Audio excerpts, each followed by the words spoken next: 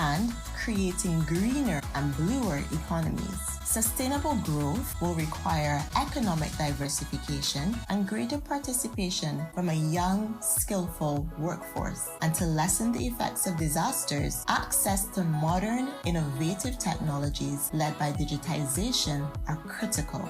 For economic growth and food production, healthy oceans are vital for the well-being of coastal communities by improving livelihood sectors of fisheries and ecotourism. To secure these smart investments, mobilizing partnerships with the private sector, civil society, and governments are fundamental to empowering small island developing states to succeed in reaching the Sustainable Development Goals.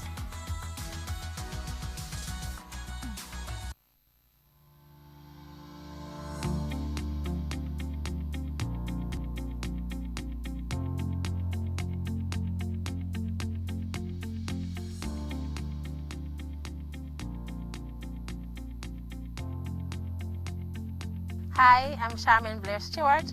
I'm a farmer on the PJ Agri Park in St. Thomas. I am a cassava planter. I have seasonal crop of onion, Irish potato, sweet potatoes, and pumpkin. Since the onset of COVID-19, many female farmers like Charmaine have limited or no access to their usual markets. Many have lost produce valued at thousands of dollars needed to support their families. The challenge that I face mostly is lack of storage facility.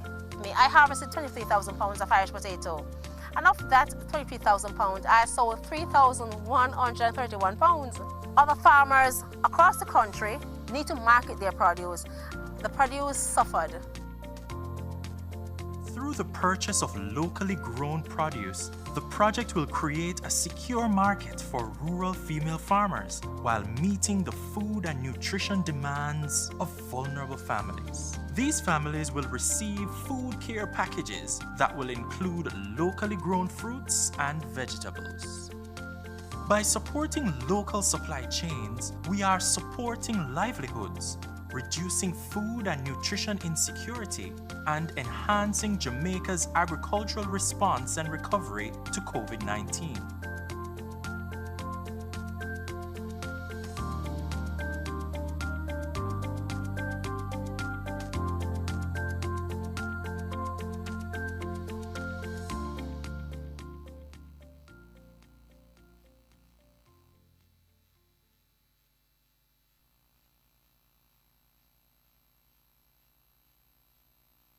Nothing's a going in a detention room. Pure tension in a detention room. Nothing's a going in a detention room. Tension room. Nothing's a going in a detention room. Pure tension in a detention room. Nothing's a going in a detention room. Tension room. We are the union crew. Everything we have new. Teachers lose them cool. We're a boom and cut school. If we get the money, come back in a hurry. We kick boy in the face, so we're not so sorry. We cut and go through. If we get rich soon. Class on a plane taking off to the moon. Me not sweep the street. Me not push no room. Cause I beer bad things in a detention room. Beer bad things in a detention room. Pure tension in a detention room. Nothing's a going in a detention room. Tension. You know what I can't understand? I can't understand how my own friends did not like my picture on Instagram. So who tell us that we are friends? You know, to say you're fat girl, not hot girl. How much time you forgot to tell us to stop posting on Instagram because you're not ready yet? You're not ready and yet. That's a number one. As a matter of fact, boom boom, I'm thirsty. Go get me a little water. I may want a bag juice. Hurry up. I can sit next to you? Sure. I want to him. Omar, I want to you. Yo, I'm gonna kill myself, you know, man. What you say? You're gonna take your precious life because of them two bully there, eh? Alright, I'm gonna tie them up one and kill them. Then that makes sense to you, Omar? Eh? Come again, man. That makes sense to you? I sure nobody no trouble you know. Them afraid of your mother? No. Them not afraid of me, nor my mother, but I am a strong girl and me not take foolishness. And furthermore, Duppy, no one who, for frighten. That easy for you, say. Omar, come and talk to you. Yo, Sean, the detention room, you mash up with thing, you know. So now that me a talk about my you know we have whole heap of business to take care of on the road. Yeah, man, we know what kind of business on in there. Yo, Michael, what I'm to you? You always go like you want to come spoil up my thing. You need to do better, that's all me I tell you. Do better, that's you say? Yes, do better. So you don't think the whole school know what your man I do?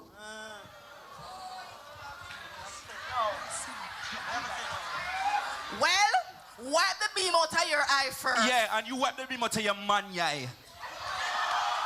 You know say you embarrass me in that school, yeah? So we are try say I know Empress. Yeah, tell me say the expensive hair with me by you. You know like them things there? You are going like saying you know where this come from, you know. Yeah, what? I have some important calls to make, Zane. This scamming, this bullying, and this loan sharking people, come on, do better, man. Yo, up to the girl, yeah, man. Yo, it come like she don't know what this thing really is about, you know. You don't know what this education thing is really about. Oh, all right. This thing is about making a living. Money you have to make the real way. Yeah. What am I say? Money have to make the real way. Yeah. I yes, if you have money have to make, scamming have to go on. The real way. Yeah. I actually this bullying thing is a survival thing, you understand? Yo, it's a gangster living is a survival thing. And me can't survive without my tribe. Yeah? Guys, I saw no really want to live. That's not for me. No, me can't live so. Being a change, take responsibility now. Making a choice, be bold and use your voice. We're tired of the bullying, Dissemination of real gangster living, no make it at all. Oh no. No, oh no, make a choice.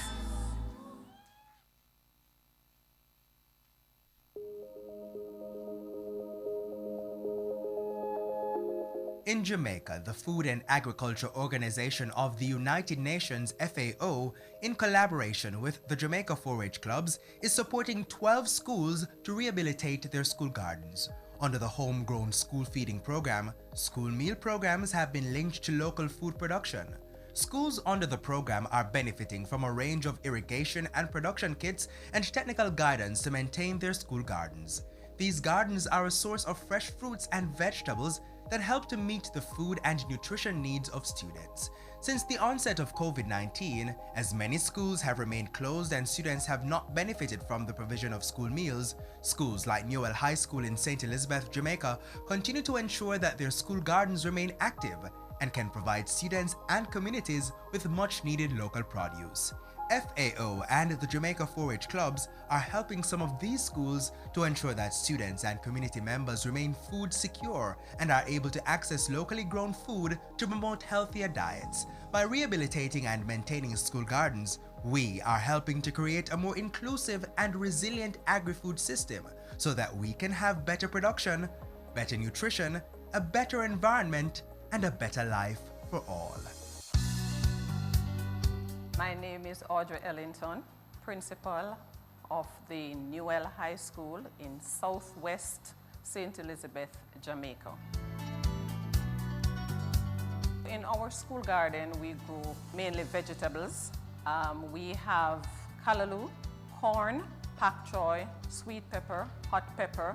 We also do escallion, and at times we do cabbage and beetroot. Before COVID, for our school garden, the students would have gotten the chickens to eat. At one time, we also had layers, and so that assisted in our breakfast program, where we usually produce breakfast in the mornings for our students.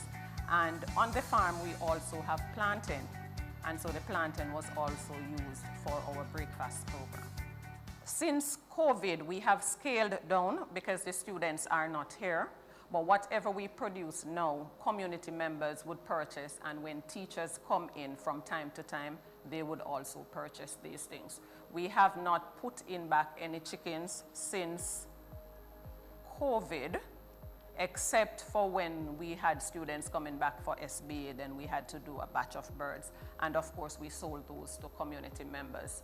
But before that, last Christmas, December, we also did packages for our students, and so they also got chickens and whatever else we had on the farm at that time. So whatever we earned, as much as is possible, we used it back on the farm, and some goes into our cash reserve. So with the support from FAO and 4-H under the homegrown agricultural program, we have benefited from a 1,000-gallon black drum and fittings and drip hose. This has helped us immensely because where we are located in southwest St. Elizabeth, it is rather on the dry plains of St. Elizabeth. So you came this afternoon, we got rains, and we're grateful for that. But under the normal circumstances, the times are very dry and hot. And so with the assistance where we can just fill our drum, turn it on to water when we want to, when we have our seedlings planted, it will ensure that we have vegetables at all times. Our students are from the lower socioeconomic families, and they usually depend on us for food. 5 days per week, we usually cook for them. And we know that if we have it from our farm, we can take it to them. We know where to find them.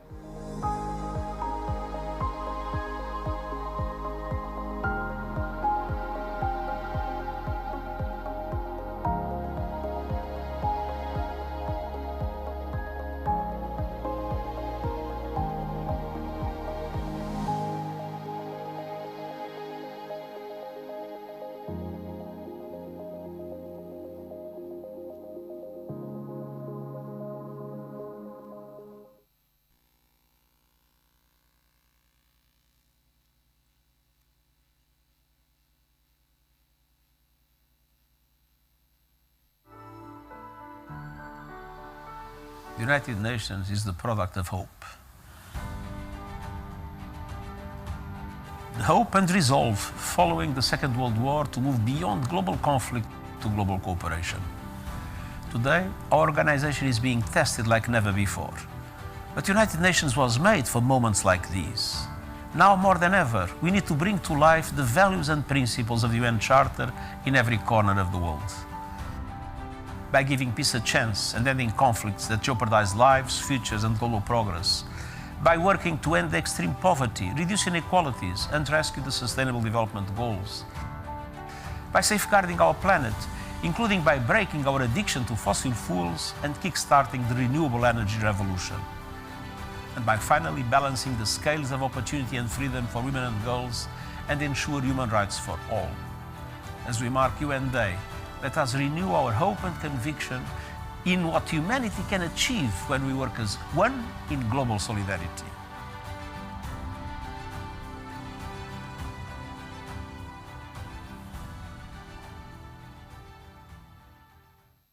Hi, I'm Gary Canillo, the UN Resident Coordinator here in Jamaica. The UN country team is proud to have supported the completion of Jamaica's voluntary national review under the committed leadership of the government of Jamaica. I want to first thank the team of the Planning Institute of Jamaica and its Director General, Dr. Wayne Henry, for their strategic engagement as together we track Jamaica's implementation and progress towards Agenda 2030. Building on our strong partnership with the PIOJ, the UN country team with RCO leadership worked closely with government to consult, agree, and define the needs for the VNR. With guidance from the Planning Institute, Jamaica's VNR has been enriched with an assessment on the impact of COVID-19 on social protection, tourism, education, and the labor markets, with digitalization as a cross-cutting issue. It contains dedicated chapters of review on SDGs 2, 13, 14, and SDG 15. It includes a thematic report on strengthening the corporate social responsibility framework for the SDGs in Jamaica, as well as an assessment of Jamaica's alignment with the SDGs and recommendations for strengthening local SDG action. The final VNR document, strongly guided by the vision of the Jamaican government, reflects the most up-to-date body of evidence and socioeconomic progress in areas such as climate change development and impacts, the sustainable use of oceans, seas, and marine resources, as well as efforts to protect, restore, and promote sustainable use of Earth. With UN support, this SDG tracking process was also able to embody the views of Jamaican youth through insightful consultations conducted with young people. The end product is a document that we are all extremely proud of. I am particularly happy that the RCO was able to coordinate in its preparation and that we were able to support and ensure that the voices from many different stakeholders, including young Jamaicans, private sector, government, and NGOs, often left behind, are reflected in this report and will be heard at this year's high-level political forum. With the government of Jamaica, we are planning for nationwide dissemination of this VNR through, among many channels, the national launch of a new web-based SDG platform. And in this way, we hope to further inspire and coalesce public engagement around the SDGs. Global events continue to challenge our resolve. This is the time to release the accelerator on our path towards the SDGs. With real commitment, the right policies and investment, strong partnerships, we can make significant progress towards the SDGs. This will, of course, require sharing best practices and challenges, as well as lessons learned, so that all countries around the world can strengthen policies and institutions and mobilize multi-stakeholder support and partnerships. The VNR offers the opportunity to do so. The UN country team, under my leadership, stands ready to work closely with Jamaica and its partners to build and accelerate its progress towards achieving the 2030 agenda. Thank you very much. Thank you to all my doctors them. Thank you, nurse. Thanks to the teachers. Big up the sanitation worker them. Thank all of you guys. Thank you. Big up all of the frontline worker them. Them deserve a thanks. Big up the police force. Thanks to the soldier them. Big up for the fisherman them and the farmer. Saying every time. Thank you to all the frontline workers responding to COVID-19 and keeping the Jamaican economy alive. From your efforts, Jamaica will recover and build forward better. We salute you, our heroes on the front line. We owe you a debt of gratitude. Thank you for your service.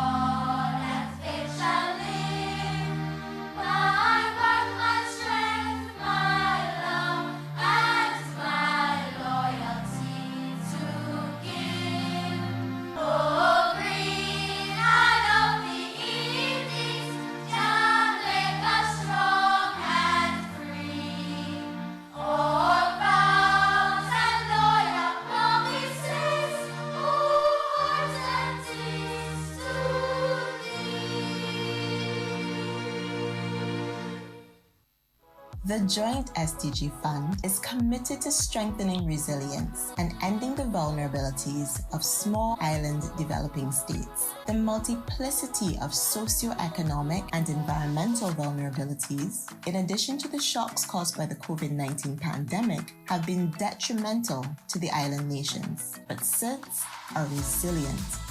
They are building forward better by developing innovative financing solutions to strengthen the protection of vulnerable groups and creating greener and bluer economies. Sustainable growth will require economic diversification and greater participation from a young, skillful workforce. And to lessen the effects of disasters, access to modern, innovative technologies led by digitization are critical. For economic growth and food production, healthy oceans are vital for the well-being of coastal communities by improving livelihood sectors of fisheries and ecotourism. To secure these smart investments, mobilizing partnerships with the private sector, civil society, and governments are fundamental to empowering small island developing states to succeed in reaching the Sustainable Development Goals.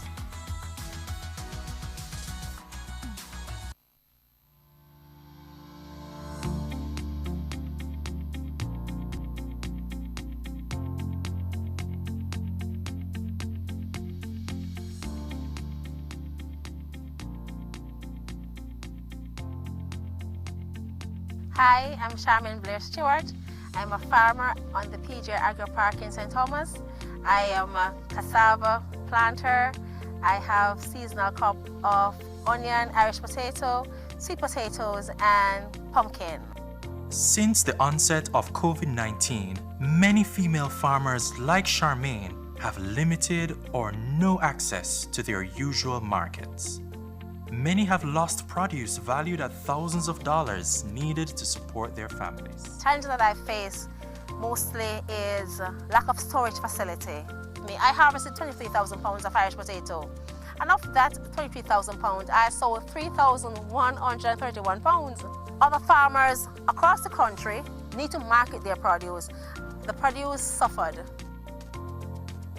Through the purchase of locally grown produce, the project will create a secure market for rural female farmers while meeting the food and nutrition demands of vulnerable families. These families will receive food care packages that will include locally grown fruits and vegetables. By supporting local supply chains, we are supporting livelihoods, reducing food and nutrition insecurity, and enhancing Jamaica's agricultural response and recovery to COVID-19.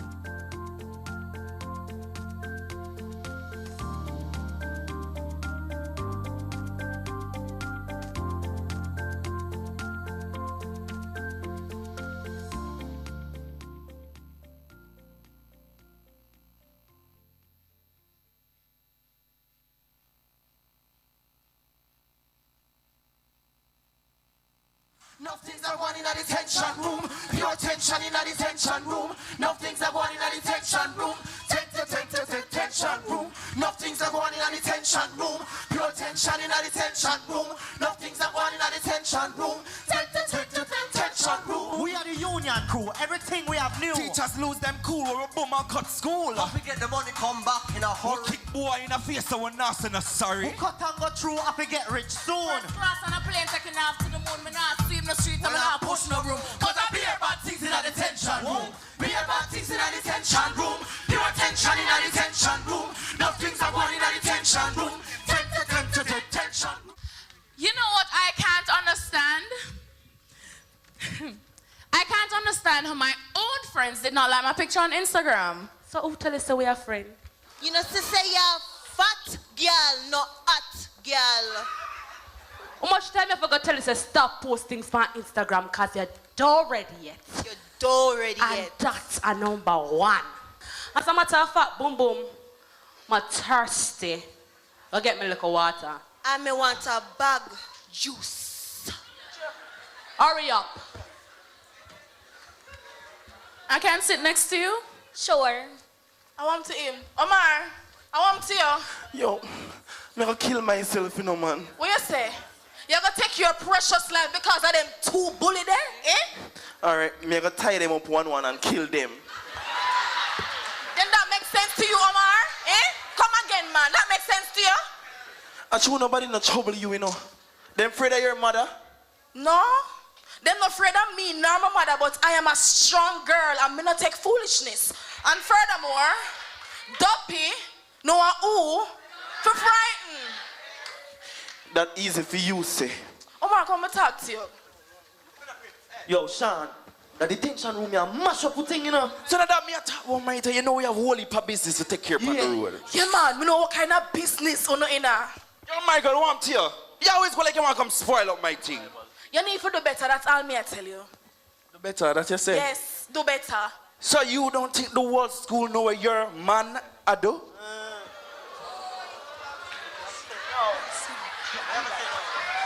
Well, wipe the beam out of your eye first. Yeah, and you wipe the beam out of your man eye. You know say you embarrass me in that school, yeah? So we are try to say I know Empress. Yeah, tell me say the expensive hair me by you. You know like them things eh? You are going like saying you know where this come from, you know. Yeah, one. I have some important calls to make, see? This scamming, this bullying, and this loan sharking people, come on, do better, man. Yo, up to the girl, yeah, man. Yo, it come election, I know what this thing really is about, you know. You don't know what this education thing is really about. Oh, all right. This thing is about making a living. Money you have to make the real way. Yeah. What am I say? Money have to make the real way. Yeah. And yes, if you have money have to make, scamming have to go on. The real way. Yeah. I actually this bullying thing is a survival thing, you understand? Yeah, it's a gangster living is a survival thing. And me can't survive without my tribe. Yeah? Guys, I saw no really want to live. That's not for me. No, me can't live so. Being a change. Being a change, take responsibility now. Making a choice. Be bold and use your voice. We're tired of the bullying, this scamming and all. Real gangster living, no make it at all. Oh no. No. No, oh no. Make a choice.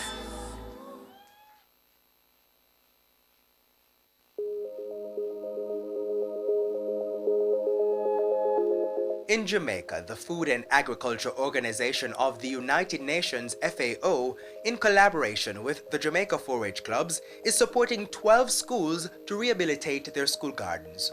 Under the Homegrown School Feeding Program, school meal programs have been linked to local food production. Schools under the program are benefiting from a range of irrigation and production kits and technical guidance to maintain their school gardens. These gardens are a source of fresh fruits and vegetables that help to meet the food and nutrition needs of students. Since the onset of COVID-19, as many schools have remained closed and students have not benefited from the provision of school meals, schools like Newell High School in St. Elizabeth, Jamaica, continue to ensure that their school gardens remain active and can provide students and communities with much-needed local produce. FAO and the Jamaica 4-H clubs are helping some of these schools to ensure that students and community members remain food secure and are able to access locally grown food to promote healthier diets. By rehabilitating and maintaining school gardens, we are helping to create a more inclusive and resilient agri-food system so that we can have better production, better nutrition, a better environment, and a better life for all. My name is Audrey Ellington, principal of the Newell High School in Southwest St. Elizabeth, Jamaica. In our school garden, we grow mainly vegetables. We have callaloo, corn, pak choy, sweet pepper, hot pepper. We also do escallion, and at times we do cabbage and beetroot. Before COVID, for our school garden, the students would have gotten the chickens to eat. At one time, we also had layers, and so that assisted in our breakfast program, where we usually produce breakfast in the mornings for our students. And on the farm, we also have plantain, and so the plantain was also used for our breakfast program. Since COVID, we have scaled down because the students are not here. But whatever we produce now, community members would purchase, and when teachers come in from time to time, they would also purchase these things. We have not put in back any chickens since COVID, except for when we had students coming back for SBA, then we had to do a batch of birds. And of course, we sold those to community members. But before that, last Christmas, December, we also did packages for our students, and so they also got chickens and whatever else we had on the farm at that time. So whatever we earned, as much as is possible, we used it back on the farm, and some goes into our cash reserve. So with the support from FAO and 4-H under the Homegrown Agricultural Program, we have benefited from a 1,000-gallon black drum and fittings and drip hose. This has helped us immensely because where we are located in southwest St. Elizabeth, it is rather on the dry plains of St. Elizabeth. So you came this afternoon, we got rains and we're grateful for that. But under the normal circumstances, the times are very dry and hot. And so with the assistance where we can just fill our drum, turn it on to water when we want to, when we have our seedlings planted, it will ensure that we have vegetables at all times. Our students are from the lower socioeconomic families, and they usually depend on us for food. 5 days per week, we usually cook for them. And we know that if we have it from our farm, we can take it to them. We know where to find them.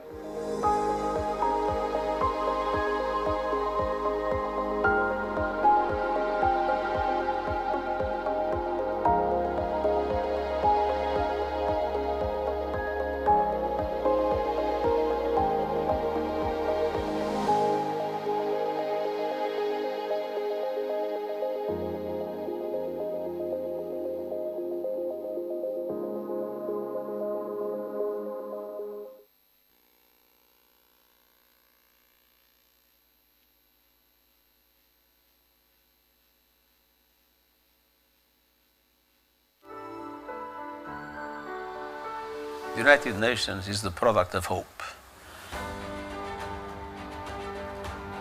The hope and resolve following the Second World War to move beyond global conflict to global cooperation. Today, our organization is being tested like never before. But the United Nations was made for moments like these. Now more than ever, we need to bring to life the values and principles of the UN Charter in every corner of the world. By giving peace a chance and ending conflicts that jeopardize lives, futures and global progress. By working to end extreme poverty, reduce inequalities and rescue the Sustainable Development Goals. By safeguarding our planet, including by breaking our addiction to fossil fuels and kick-starting the renewable energy revolution. And by finally balancing the scales of opportunity and freedom for women and girls and ensure human rights for all. As we mark UN Day, let us renew our hope and conviction in what humanity can achieve when we work as one in global solidarity.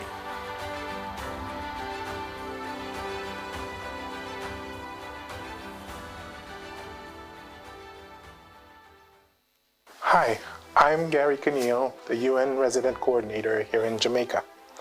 The UN country team is proud to have supported the completion of Jamaica's voluntary national review under the committed leadership of the government of Jamaica. I want to first thank the team of the Planning Institute of Jamaica and its Director General, Dr. Wayne Henry, for their strategic engagement as together we track Jamaica's implementation and progress towards Agenda 2030. Building on our strong partnership with the PIOJ, the UN country team with RCO leadership worked closely with government to consult, agree, and define the needs for the VNR. With guidance from the Planning Institute, Jamaica's VNR has been enriched with an assessment on the impact of COVID-19 on social protection, tourism, education, and the labor markets, with digitalization as a cross-cutting issue. It contains dedicated chapters of review on SDGs 2, 13, 14, and SDG 15. It includes a thematic report on strengthening the corporate social responsibility framework for the SDGs in Jamaica, as well as an assessment of Jamaica's alignment with the SDGs and recommendations for strengthening local SDG action. The final VNR document, strongly guided by the vision of the Jamaican government, reflects the most up-to-date body of evidence and socioeconomic progress in areas such as climate change development and impacts, the sustainable use of oceans, seas, and marine resources, as well as efforts to protect, restore, and promote sustainable use of Earth. With UN support, this SDG tracking process was also able to embody the views of Jamaican youth through insightful consultations conducted with young people. The end product is a document that we are all extremely proud of. I am particularly happy that the RCO was able to coordinate in its preparation and that we were able to support and ensure that the voices from many different stakeholders, including young Jamaicans, private sector, government, and NGOs, often left behind, are reflected in this report and will be heard at this year's high-level political forum. With the government of Jamaica, we are planning for nationwide dissemination of this VNR through, among many channels, the national launch of a new web-based SDG platform. And in this way, we hope to further inspire and coalesce public engagement around the SDGs. Global events continue to challenge our resolve. This is the time to release the accelerator on our path towards the SDGs. With real commitment, the right policies and investment, strong partnerships, we can make significant progress towards the SDGs. This will, of course, require sharing best practices and challenges as well as lessons learned, so that all countries around the world can strengthen policies and institutions and mobilize multi-stakeholder support and partnerships. The VNR offers the opportunity to do so. The UN country team, under my leadership, stands ready to work closely with Jamaica and its partners to build and accelerate its progress towards achieving the 2030 agenda. Thank you very much. Thank you to all my doctors them. Thank you, nurse. Thanks to the teachers. Big up the sanitation worker them. Thank all of you guys. Thank you. Big up all of the frontline worker them. Them deserve a thanks. Big up the police force. Thanks to the soldier them. Big up for the fisherman them and the farmer. Saying every time. Thank you to all the frontline workers responding to COVID-19 and keeping the Jamaican economy alive. From your efforts, Jamaica will recover and build forward better. We salute you, our heroes on the front line. We owe you a debt of gratitude. Thank you for your service.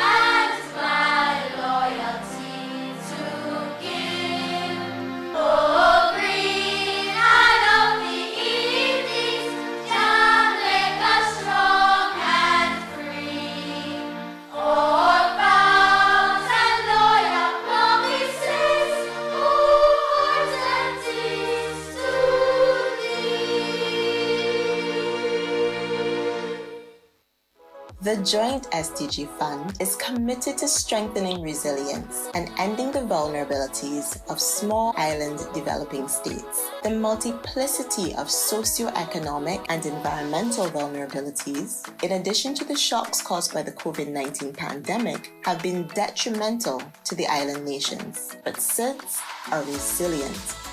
They are building forward better by developing innovative financing solutions to strengthen the protection of vulnerable groups and creating greener and bluer economies. Sustainable growth will require economic diversification and greater participation from a young, skillful workforce. And to lessen the effects of disasters, access to modern, innovative technologies led by digitalization are critical.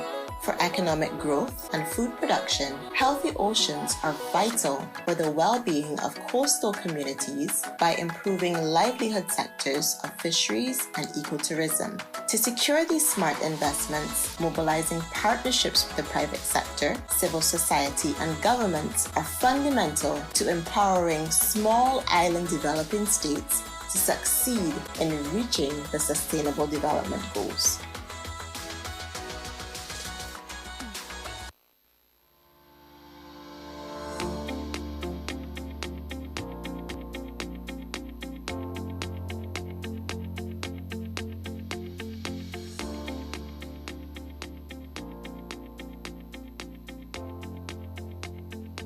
Hi, I'm Charmaine Blair Stewart.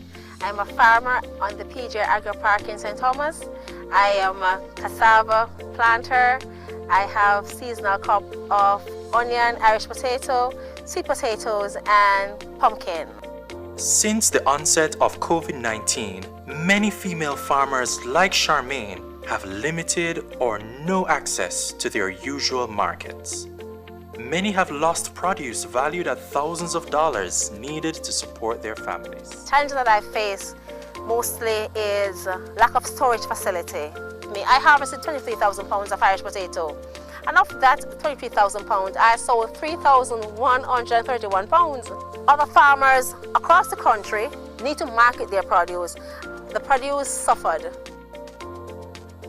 Through the purchase of locally grown produce, the project will create a secure market for rural female farmers while meeting the food and nutrition demands of vulnerable families. These families will receive food care packages that will include locally grown fruits and vegetables.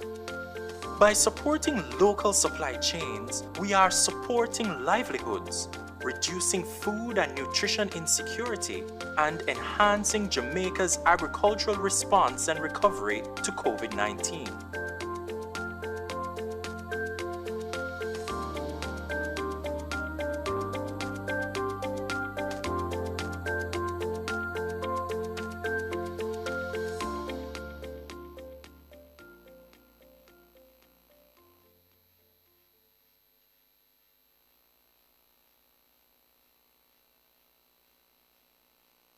Nothing's a going in a detention room. Pure tension in a detention room. Nothing's a going in a detention room.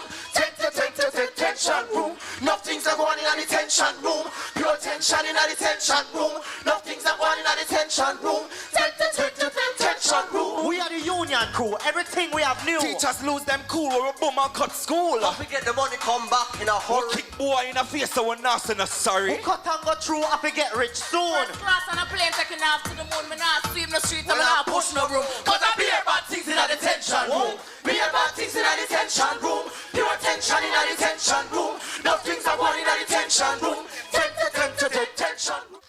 You know what I can't understand? I can't understand how my own friends did not like my picture on Instagram. So who tell us that we are friends? You know, to say you're fat girl, not hot girl. How much time you forgot to tell us to stop posting on Instagram because you're dumb?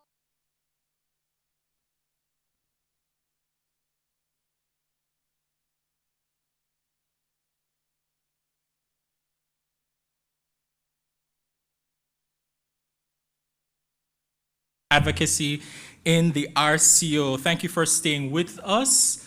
Let me first apologize for the late start. For those of you who've just joined online or even this afternoon in person, this is the United Nations Jamaica Partnership Forum 2022. We've been having rich dialogue, discussions, networking, building bridges, and making friends, I hope, during the long wait for lunch. And I won't stay in between the next session because we're very excited for it. You may join our conversations online using the handle and hashtag UN Jamaica. This afternoon session will feature 2 key panel discussions, and we'll also have a number of special keynote presentations for you as well. The first focused on financing climate resilience and the blue economy, and the second panel focused on innovative financing to promote circular and creative economies. Are you ready? To introduce our next and our keynote speaker is someone who knows him even more than I do, knows him very well. Please welcome Dr. Gary Conneal.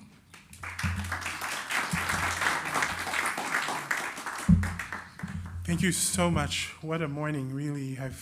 What an exciting way to start our day and to begin these discussions. It is really a pleasure to introduce the next speaker.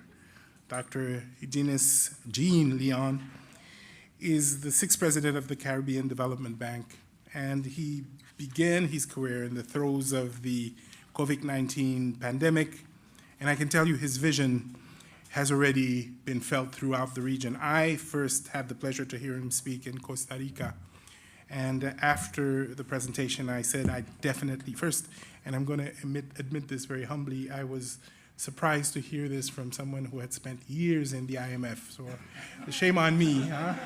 But his vision, his understanding of our circumstances, the level of ambition, and helping us think through how we could develop new instruments to understand challenges to development was just inspiring.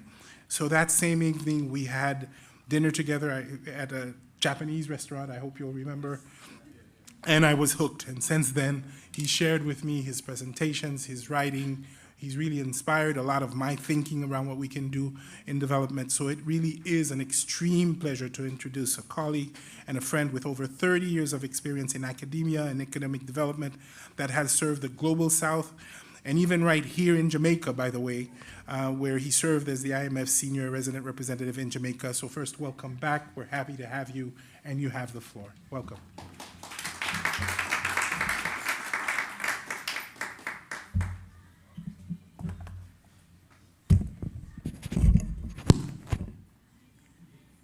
Thanks much, Gary. At least I recognize some faces that tell me I am not exactly in foreign territory.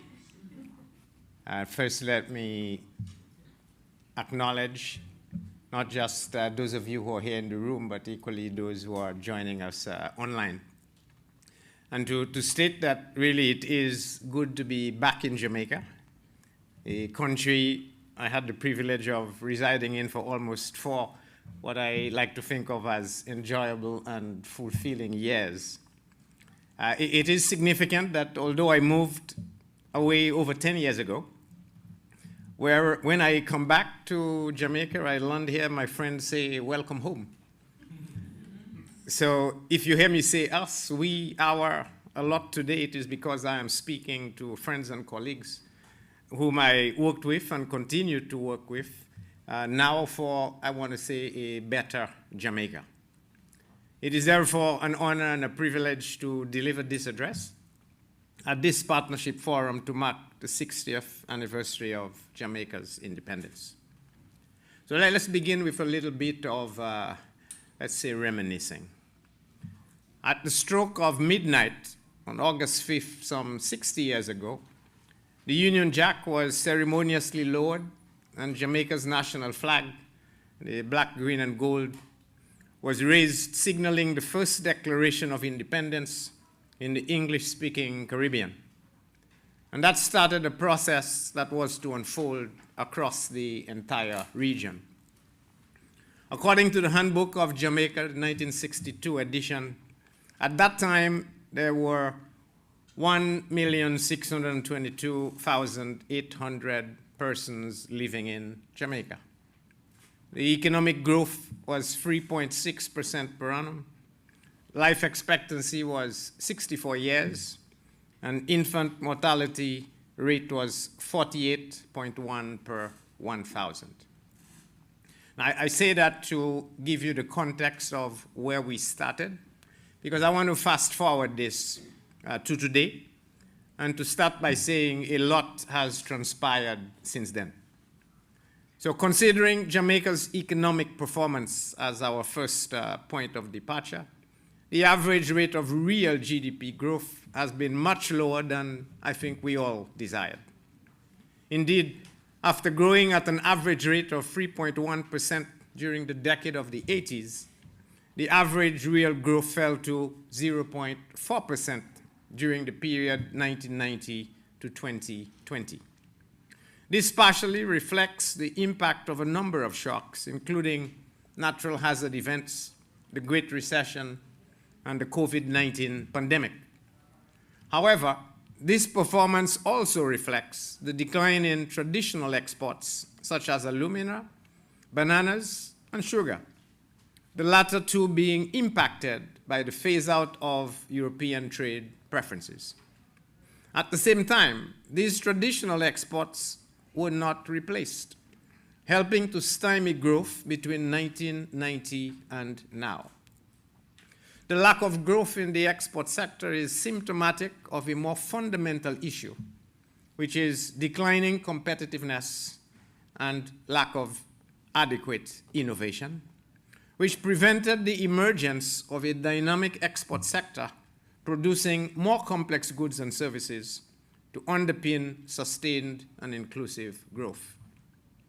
So in recognition of this, in 2013, the government of Jamaica embarked on a systematic effort to improve competitiveness, focusing on institutional and infrastructural upgrades that would lower costs, facilitate investment, and create a healthy ecosystem for internationally competitive and dynamic businesses. Efforts were made to improve logistics infrastructure in a manner that would create stronger linkages between agriculture and manufacturing and tourism. Emphasis was placed on facilitating trade by targeting the institutional and regulatory framework that ultimately helps to determine the dynamism and cost of the business sector. These institutional upgrades included efforts to reduce the time taken to transit items through the port, facilitate the use of movable assets as collateral, allow the ability of labor to negotiate contracts in a flexible manner, and reduce the time taken to register a business. These actions have tilted the export trajectory upward again. Indeed, export growth has averaged 4% in real terms since 2014, but needs to grow much, much faster if this sector is to create a platform for sustained headline growth. Hence, there is much more ground to be covered if the government of Jamaica is to facilitate the expansion and diversity of exports with higher value added that would underpin the achievement of the Sustainable Development Goals and the broader aspirations of the people of Jamaica. At the same time, the United Nations Human Development Index shows Jamaica has progressed from 0.659 in 1990 to 0.709 in 2021, an average annual HDI growth of 0.24. And if you know how the HDI index moves, it really is very glacial. And so that has to be a very strong performance for Jamaica. This means, therefore, that in the last 30 years, Jamaica has been among the high-ranked nations with achievements in the three basic dimensions of long and healthy life, access to education, and a decent standard of living, which are the three components that make up the Human Development Index.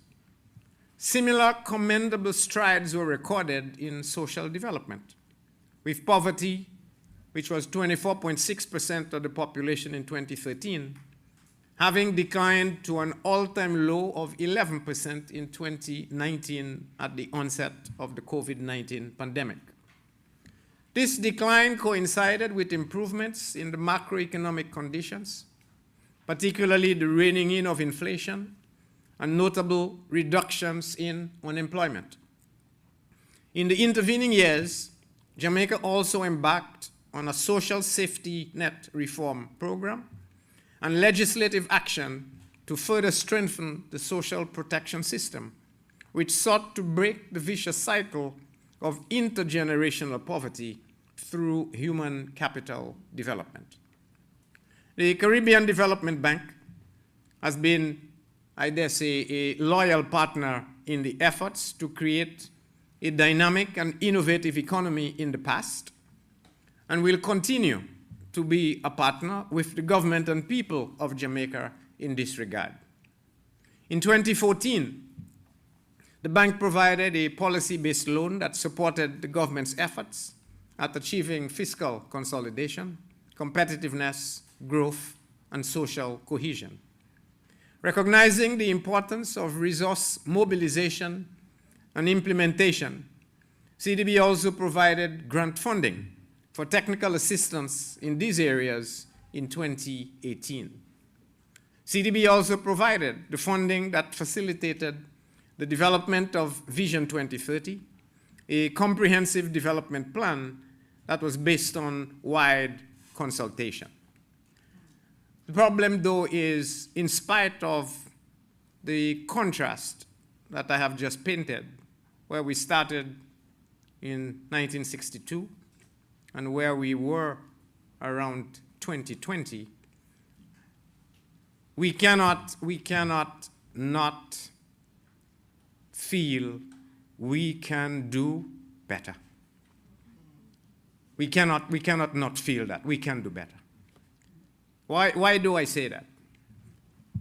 Justifiably, the expectations of citizens of the new nation were great at the Declaration of Independence. These expectations have preoccupied the agenda of successive post-independence governments. And however the approaches may have differed, I think we can all agree that the ideologies have always been driven by a desire to chart the best path for Jamaicans and to afford each man, woman, boy, and child the opportunity to achieve their full potential and have sustainable livelihoods. This remains the key preoccupation of all of us, not just for Jamaica, but for the entire region. Not just for yesterday, but for tomorrow. And not just for today's youth, and I see quite a few of them around, but for the next generations of our Caribbean's youth.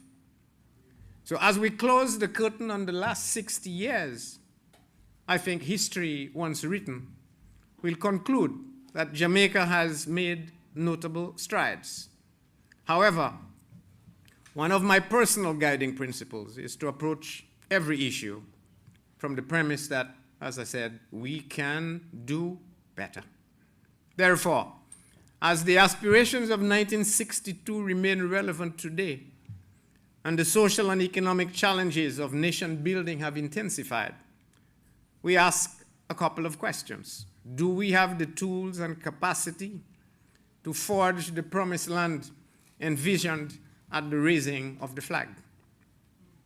As the winds of change bear down on us, do we have the discipline and fortitude to make the quantum leap that is necessary for the next 60 years to be exponentially better than the first?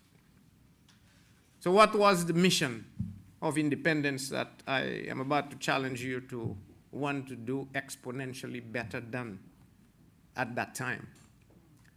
I call to mind the admonition of the Right Excellent Norman Manley, national hero of Jamaica, who said that while his generation were able to achieve political independence, the mission of the next generation is to achieve economic independence. Allow me, therefore, to share a small secret with you. That next generation is us. Next generation is us. And while some help may come from external sources, and I think you'll recognize that phrase, none but ourselves can chart our course for financial freedom. The 60-year milestone provides an ideal opportunity to recommit ourselves to this goal and redouble our efforts to achieve it. However, one thing is sure: we will not meet the needs of today or tomorrow using the approaches of yesterday. The development context of 2022 bears no resemblance to that of 1962.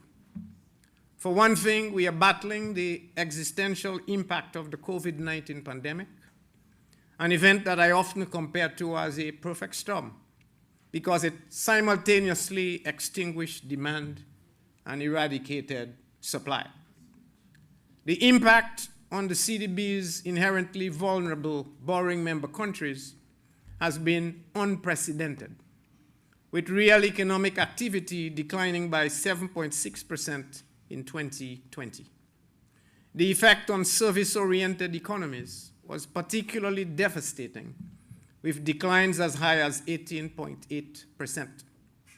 Commodity-based economies did not fare much better either, registering contractions of as much as 13.5%. Behind these numbers, though, and these are headline numbers that we all hear all the time, behind these numbers were lives severely disrupted by reduced remittance flows, loss of income or income reduction, socioeconomic obstacles to the delivery of education, and uneven access to health services. And those we never hear about. We only hear the headline growth numbers. Then, just when we began to speak of recovery, right on the heels of the pandemic came the Russia-Ukraine conflict, which, even as we speak, is impacting commodity and financial markets, increasing inflation, disrupting supply chains, and heightening food insecurity. If we can learn anything from recent events, it is that we cannot prevent the shocks. However, we can withstand the impacts if we prepare ourselves by building resilient economies, institutions, and societies. That level of resilience to which I refer, which is the expanding of the resilience ecosystem, will require considerable investment and financing. To give you an idea of the quantum of finance required, the United Nations Global Compact Action Platform on Financial Innovation for the Sustainable Development Goals estimates that US $3 to $5 trillion in investment is required annually for developing countries as a whole to meet the SDG targets. Here in the Caribbean, more than 100 billion is needed to build resilience, implement transformation, and achieve sustainable development in this region.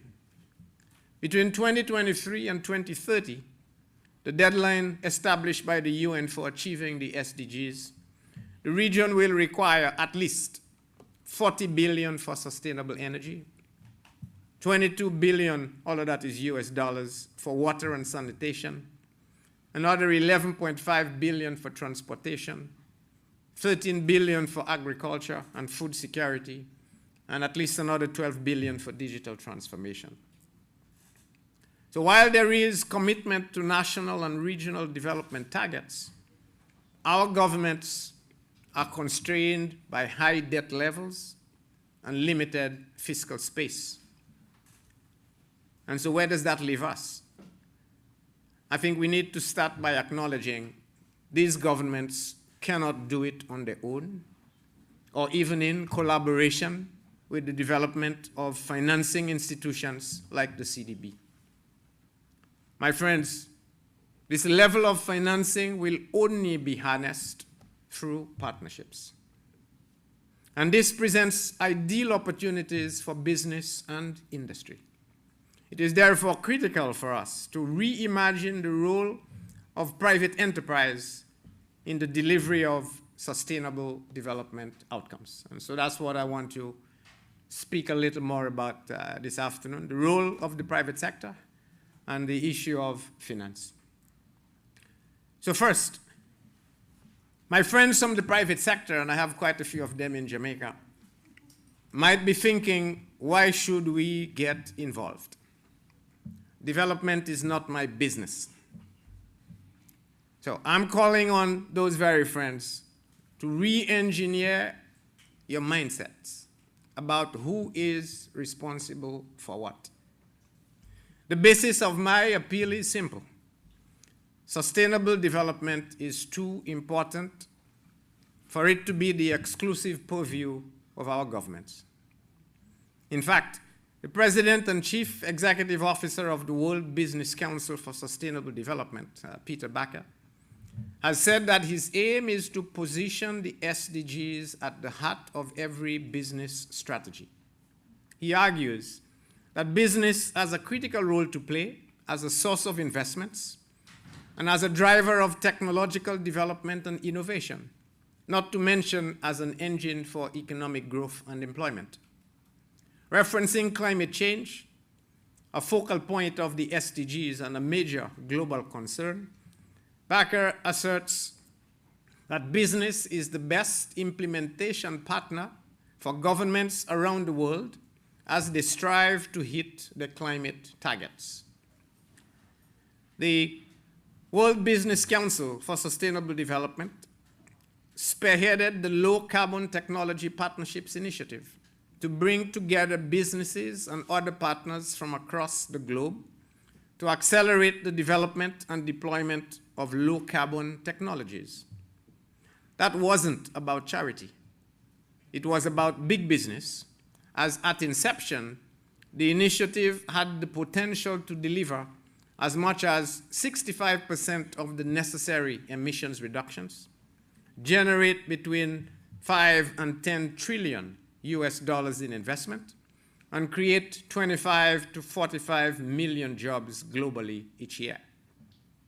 In this backer illustration, the private sector was called on to partner by supporting conservation, pursue nature-based solutions, and prioritizing sustainability in operations and decision-making. Broadening this to include other development challenges beyond climate implies that the notion of sustainable business must become mainstream. Financiers must unlock the capital that will drive sustainable development solutions, and governments and businesses must work together to achieve goals that address development challenges. This makes private enterprise an indispensable factor in the sustainable development equation.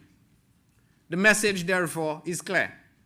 Development has to be a shared responsibility, one where individual shareholder egos are subordinated through the notion that development of the whole will always imply development for all. Closer to home, most firms have some form of corporate social responsibility as their activities. Corporate Jamaica, as far as I recall, believes in giving back, but now it must evolve from not just giving back as charity, but moving from charity to investment. The question now is how, and when do we embrace the public value proposition of better targeting of expenditure as investment in development? Indeed, we should argue that profitability and development are not incompatible. Furthermore, we could state that private enterprise should apply the ingenuity, innovation, entrepreneurial drive, and goal-oriented approach employed in commercial pursuits to national and regional development. So we need, therefore, to reimagine public-private partnerships. Conventional thinking sees the private sector as an adjunct to the social and economic development process, but with the liberty to opt in or out. But I'm of the view that private sector must have a causal role in development, charting initiatives from inception to implementation, not entering as residual financiers. So why is this important today? Because we need a new type of partnership, a partnership for development between the private and public sectors. The partnership must operate throughout the life cycle, from origination through design to execution to monitoring, evaluation, and adaptation of activities, together with the associated policies and financing that can then overcome the challenges that we face. Consequently, the public-private partnership, or PPP as we know it, will remain constrained in raising its effectiveness. It has reached its upper bound. That was a mechanism for yesterday. We need solutions for tomorrow. So let me invite you to reimagine PPP. What prevents us from reframing PPPs as partnerships for profits and prosperity? When you drill down on the areas of focus and anticipated impacts of sustainable development agenda, they speak to the very heart of business objectives. Programs that enhance education and improve skills development will create a knowledge-oriented workforce with the extensive skill base necessary for industries of the future. That, my friends, is sustainability.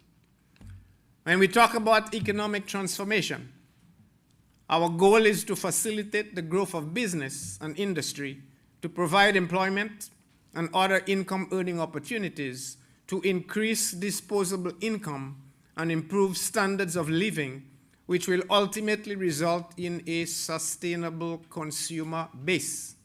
That, my friends, is essential for business. When we target health, energy security, water security, and food and nutrition security, it is to improve living conditions and enhance the well-being of our populations, allowing the people of Jamaica and the Caribbean to realize their full potential, which will therefore lead to stable and resilient economies and societies. That will attract investment and foster business growth. Therefore, we are left with no other conclusion than sustainable economies are therefore the sine qua non of sustainable businesses. So it cannot be businesses for development.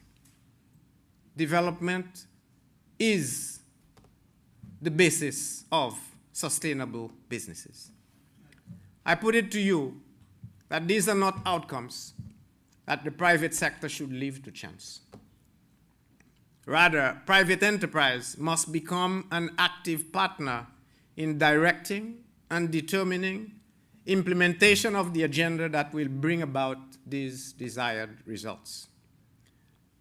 Friends, the best way to predict the future is to create it. So, where does that leave us?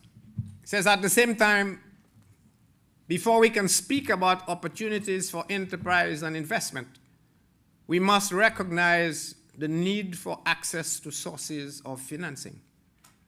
CDB has proposed to establish a multi-sourced, multi-instrument financing ecosystem with a suite of instruments to address various needs, ranging from emergency financing to longer-term fiscal goals. This adroit framework must, of course, be underpinned by appropriate governance and regulatory systems. The instruments would have to include almost everything we know exists now.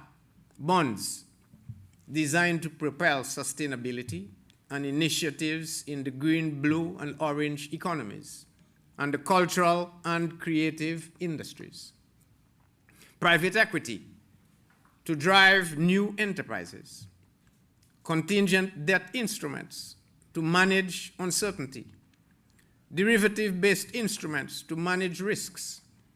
And concessional funding to lower the cost of funds.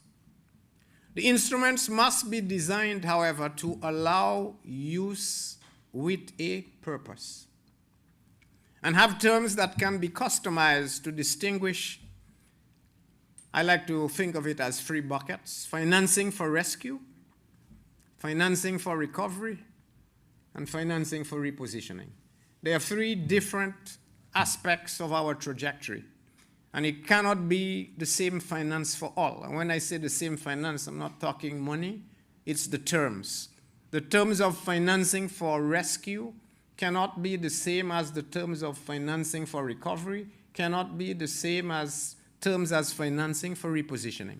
And so we have to have that nimbleness, that flexibility in terms of how we can create the appropriate terms for the appropriate bucket of the use of financing that we need. As I have repeatedly stated, the level of support needed will not come from traditional sources. So this presents, again, opportunities for innovative instruments, creative partnerships, and novel approaches to marshalling resources for development.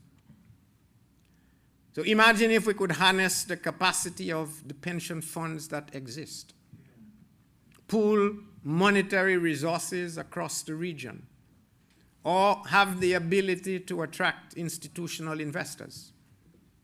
What prevents us from devising business and investment initiatives that can propel sustainable development and bring a return on investment that is sufficient to secure funding from global donor organizations and private financiers? What about reimagining the desired reductions in premia, the cost of funds, as the price of implementing activities that build resilience and therefore enhance sustainability? Can we maturate the concept of return on investment and move this from return on investment to return on sustainable development or sustainable investment? We can ask, and it's a question I hear all the time, there's too much risk, not enough return to attract the private sector.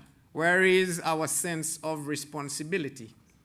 And so we can ask the question, is it better to have high nominal returns for a short period of time than to have lower nominal returns over a sustained period of time? Then we start talking sustainability. And should the concept of return not include externalities from achieving sustainability in development? I propose to you that our only limitations lie in a failure to recognize and utilize our limitless creativity and ingenuity. My friends, I hope my words will spark a sense of urgency.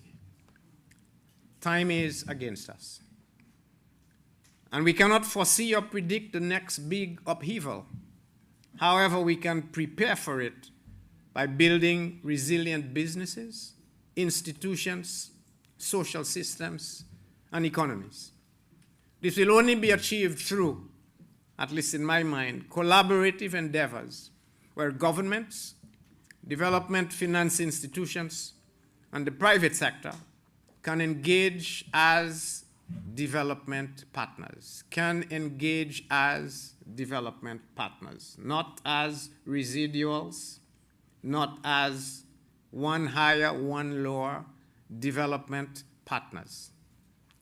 To facilitate this, there must be a process triangle, that's my phrase for it, encompassing viable projects plus adequate and affordable finance and an effective implementation apparatus that is characterized by strong governance and appropriate regulatory frameworks. This combination, the investment activities, the finance, and the implementation apparatus, this combination will engender the confidence that is critical for a development partnership. CDB stands ready to lead or facilitate this collaboration. So as the next 60 years beckon, I will close with the words of one of Jamaica's most beloved sons, and I'm sure you know the Honorable Robert Nesta Marley. So my brethren and my sistren, which way will we choose? We better hurry, because we've got no time to lose. Thank you.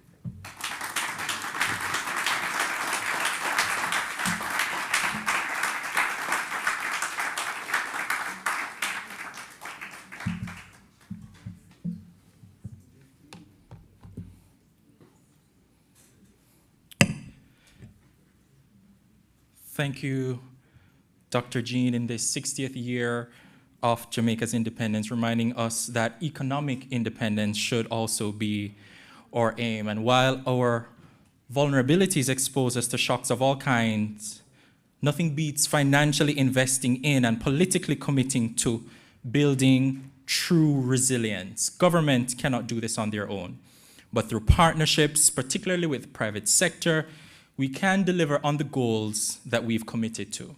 We should and must reimagine public-private partnerships because the SDGs truly are everybody's business. And my favorite, to properly predict the future, we must create it. Please give him another round of applause.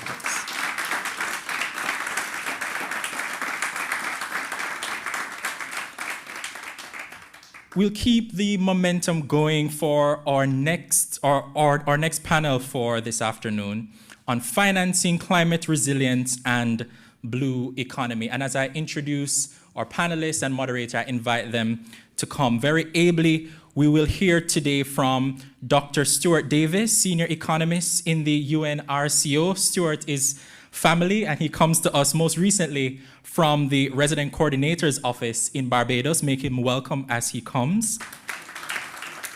Gerard Alain, climate change senior specialist within the Inter-American Development Bank. He's based at the bank's headquarters in Washington, D.C., but his decades of experience began right here at the University of the West Indies. Please make him welcome as well. Last but by no means least, Miss Uname Gordon, environment and climate change expert with decades of experience in the field. Uname is a partner and ally, I will say, of the UN system and her work in climate action, and we're happy to have her. Please make her welcome. Our moderator for this session is Senior Economic Advisor Gerard Johnson. Mr. Johnson has extensive experience in economic development in the Latin America and Caribbean region. His clients include large private investors, the European Union, the Inter-America Development Bank, and the Ministry of Finance in Jamaica. Gerard has conceptualized, negotiated, and managed projects and programs to promote financial inclusion throughout the region. Today, we will benefit from his extensive expertise and understanding of the challenges and his ability to generate creative solutions. Please make him welcome. And Gerard, over to you. Do I go there? Do I stay? You can hear me. Good afternoon, everybody. And I have to say to the president of the CDB, wow, thank you for you actually took away everything I was going to say, so that's very great. So we can. Well, the panelists have been introduced, and I think we've got 40 minutes, so it's now 3 o'clock. So there's not an allowance for Q&A, so I'm going to have to try and, since I'm the only one who can upset them and poke questions at them, I'll have to sort of, or send me a WhatsApp, I'll have to speak for you. Just to underline some of the things that were said that were so important, which I think is worth saying it again so that it gets through. The vulnerability that Jamaica is exposed to from climate change is wrapped up with all the other vulnerabilities to price shocks. You know, we saw what happened with COVID, and there are other shocks that have happened and could happen. The other point that was made is, you know, we can wait in Jamaica for that massive financing gap to be closed by somebody else. Or we could, which I love what the MC picked up on was, or maybe we can create, I love that, Jean, if I can say Jean. You're back at home, so we'll use first names, thank you. No, to create that vulnerability while waiting. So, you know, we can wait for grants, we can wait for more concessional finance, we can wait for the big polluters to stop polluting, but we have to stay alive in the meantime. So things that Jamaica has done that are really outstanding to reduce macroeconomic vulnerability. This is when I met the president of the CDB, when he was in the trenches in the dark days when it wasn't, people were not congratulating Jamaica yet. It was still a work in progress. But, you know, incredible initiative by everybody in Jamaica to reduce that vulnerability, create the basis for growth, which to achieve the SDGs, it won't happen without the growth, which, as you heard, has been so anemic for so long. And what's needed is innovation, and hence the panel. There are three things I will stop talking after this. The need to diversify the economy, everybody has agreed.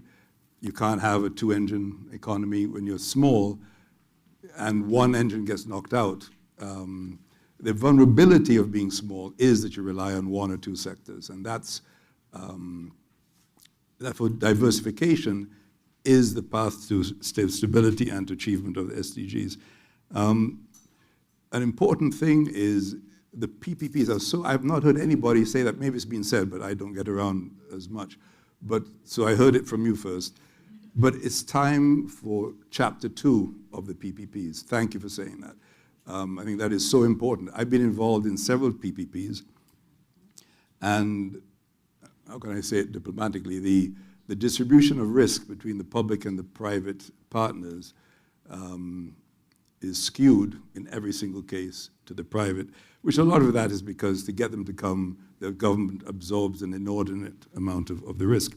But there's an interesting news story into this new phase of PPPs, which is, there's an example I came across that there's a local NGO that's engaged with a cruise shipping line that has a problem of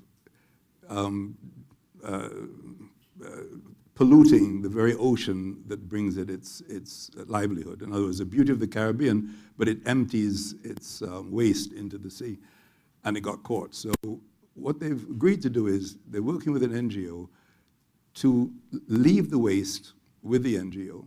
The NGO has a way of turning that into fertilizer for farmers who, because of the war, can't afford fertilizer, and therefore they will grow products that the cruise ships, so you talk about, it's a very interesting, and the government, of course, helped to pull it all together. I think that's maybe an example of where we need to go and where the social cost is taken on board by, hopefully the same will happen with mining companies.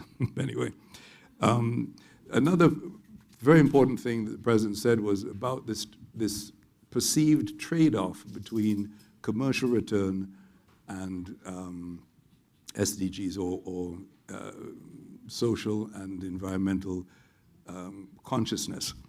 Some very quick example, the DBJ with $1 million investment has mobilized a $55 million private equity fund, an impact fund. Impact, what does it mean?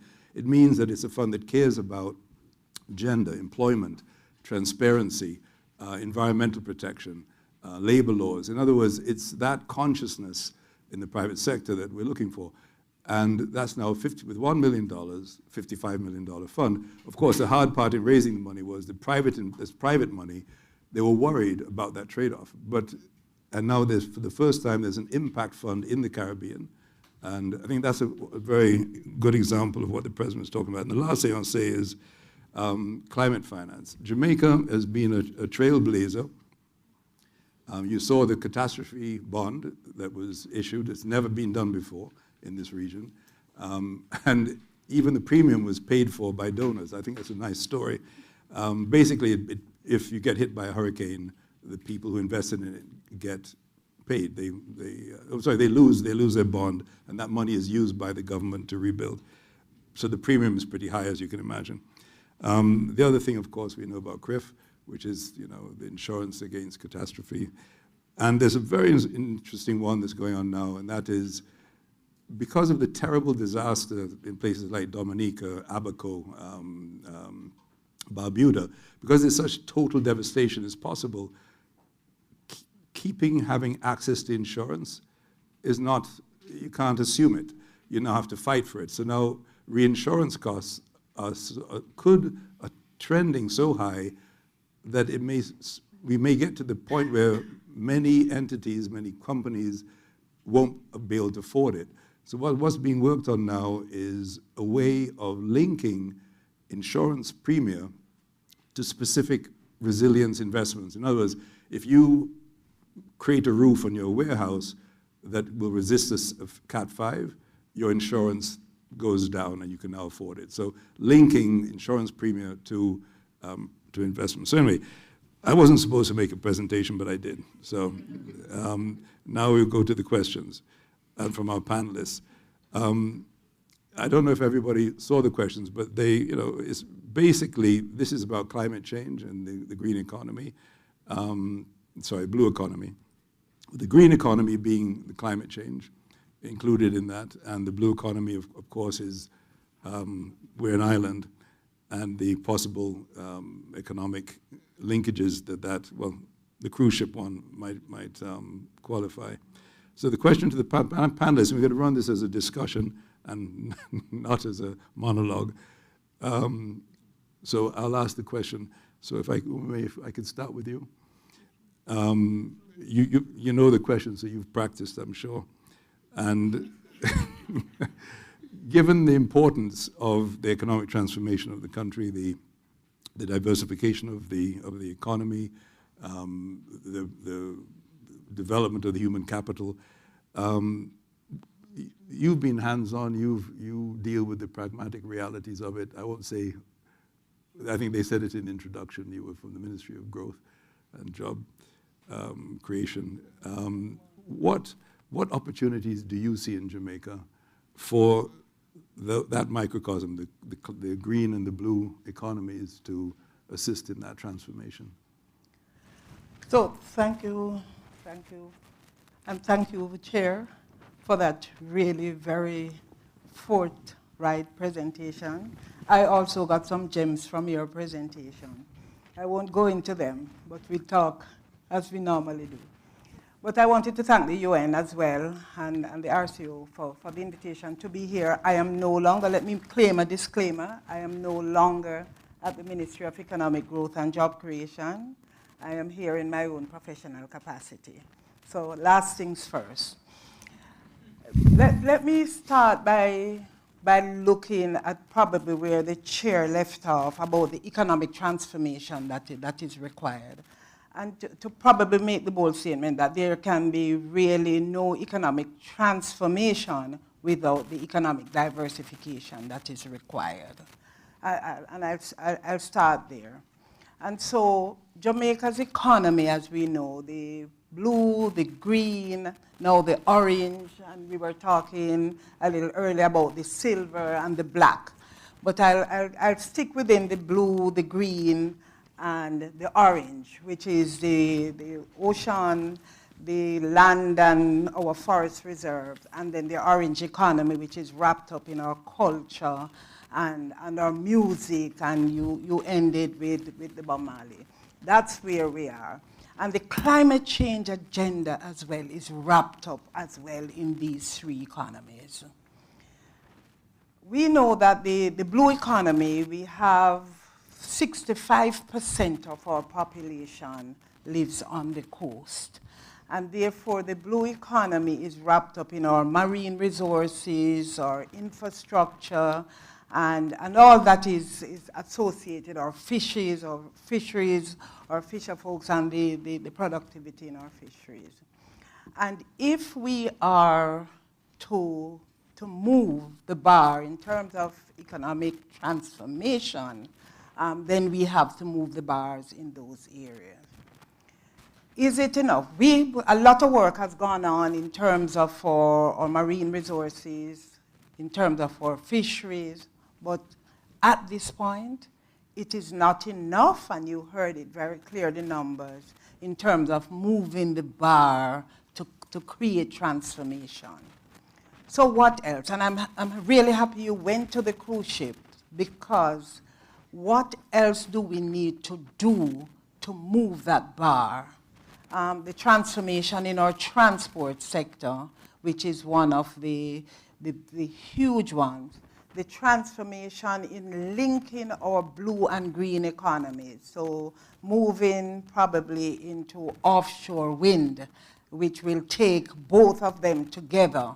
A lot of work has been done, and proven cases have gone on in terms of offshore wind, and therefore linking both blue and green. The aim is really, at the heart of it, is to ensure that we are impacting lives, we are creating jobs, and as they would say, it brings prosperity for all. And we continue to like that word, not for the reasons that many others like it, but because in the rural communities where prosperity is elusive, then this is really where we want. And in the communities on the coast, which uses the marine resources, which use the blue economy, and which use the forest resources, a linking of both is necessary to do that.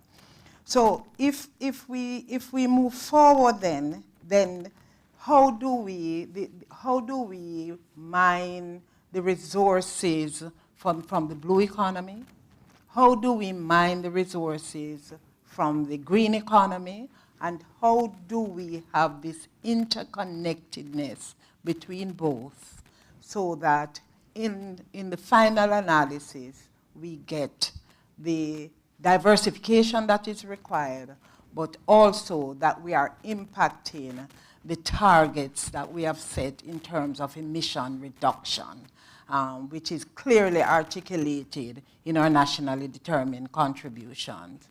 And the moral authority to continue to speak about the contribution that we make to this emission reduction globally while being this small, insignificant emitter of greenhouse gas, but to have this moral authority to continue to speak and to be at the table and to participate in the discourse, I think. And I'll stop there. Thank you. I love that, moral authority, yes. Because you always wonder, it's hard to even measure the emissions that Jamaica puts out compared to the total, but you can very easily measure the negative impact. Gerard, who we were at the IDB at the same time, people always confused. There were two Gerards at the IDB and both from Trinidad. It was a big confusion. Anyway, so it's not confused now. You're all on your own. Gerard, my friend, good to see you again. The comment was made that, concession finance is needed, but there's not enough. I mean, the size of the financing gap is so huge, that it would come from the development banks. There just will never be enough. There are things like the Green Climate Fund, which I know maybe you can enlighten us, but they're so hard to get at. I mean, it takes so long. What hope is there? I think the comment that was made by the president, if you make little steps, you will always be guaranteed to go very short distances. Mm-hmm. We have to go large distances, and we've run out of time, as you said. You're from the IDB, you know this thing inside out. What can be done to take a big step? Okay, no, thanks very much, and thanks to the UN for inviting me. Home, it's always interesting when somebody invites you to your own home. I started here, and my credit is that I'm married to a Jamaican, so I have street credit. It's how do we make this transformation? How do we diversify? And I want to steal something from what Jean had said about reimagining PPPs. Because I want to say we also have to reimagine the oceans. We're talking about the blue economy. We have to reimagine that vast resource that is out there for small island states, developing states, that we really have not touched on. Case in point, when CDB did a valuation of the blue economy for Jamaica a couple of years ago, and this was because of the lack of information, they just had to deal with fisheries and tourism. And it was estimated to be at least 7% of GDP. This is 2017. Approximately about $1 billion US. And that was only from those two components, and even not looking at, they were not even able to go into deep depth of the other aspects of tourism and fisheries. But the blue economy is a vast area. You had mentioned one part in terms of marine renewables. You had mentioned another part about the cruise ship and that aspect of circularity, of the circular economy, as an integral part of the blue economy. But then there is also now, we're looking at biotech. We're looking at carbon sequestration, how carbon is absorbed. And there's a market being developed, especially in the area of blue carbon. For that transformation that has to take place, or that diversification, it has there's been a shift in how we think about this resource that are and it's also related to the orange economy.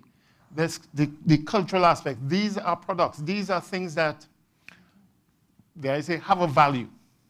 And it's being able to manage that value in a sustainable manner. And you had mentioned a couple of things about that, and also, again, drawing from what Gina said, in terms of being inclusive and being equitable, the issue of gender.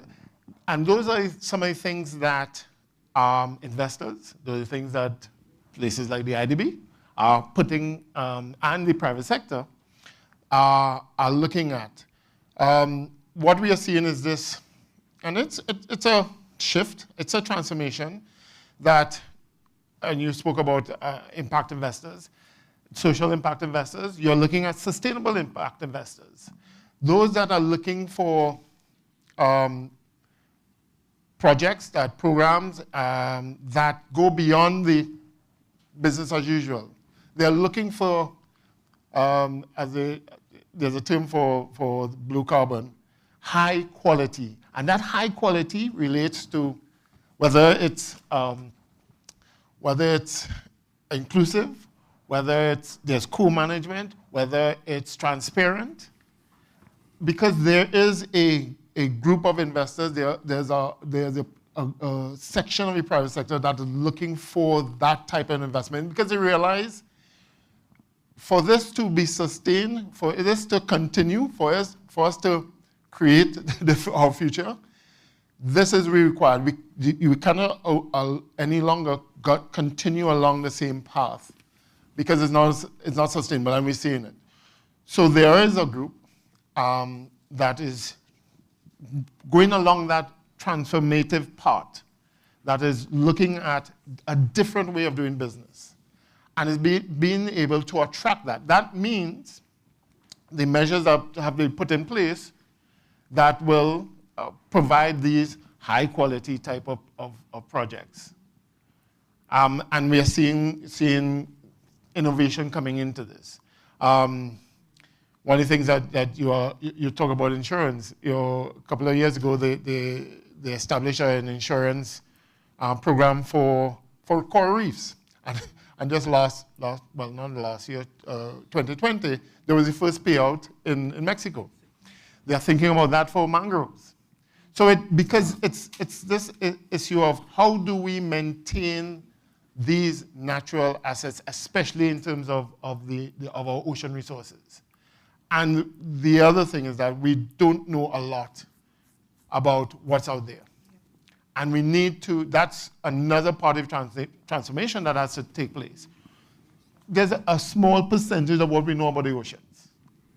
Very small percentage. And what countries like Jamaica need to do, and others, being able to gather information in a low-cost manner. And there are, again, initiatives that are taking place to fill in those gaps. Because, again, if I'm an investor, if I'm a decision maker, I need that information in order to make the right, sustainable decision. I'll stop there for now. Okay, before you stop, because I think you were instrumental in the wind mapping, no? Yes, back in the day, now you're aging me, thank you very much. We supported some of the programming on the wind farm on Witter. And this is the type of support in terms of getting that information. Again, if you want to make these investments, that sort of baseline information is required. And then you're talking about a wind map on land. Think about a wind map on the sea. And you will need to do that because it's the building blocks of deciding on a project. What is the expected rate of return? What is the wind resource? And so those are some of the gaps that need to be filled. If you're going to have a solid, sustainable program in terms of transforming the economy. And it's one of the things that within the region we fall because we have not put enough resources into this area of data because it's not really exciting. You know, data is data, but it's critical. Data that people are looking at is it's becoming the new gold.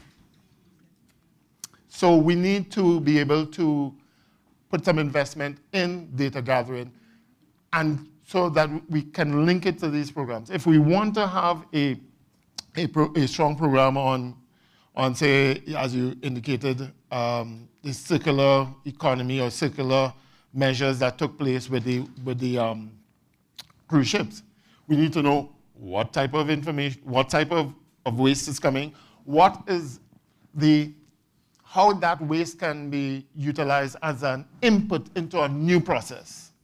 That requires some basic baseline data, which the NGO had, which I was glad you mentioned it.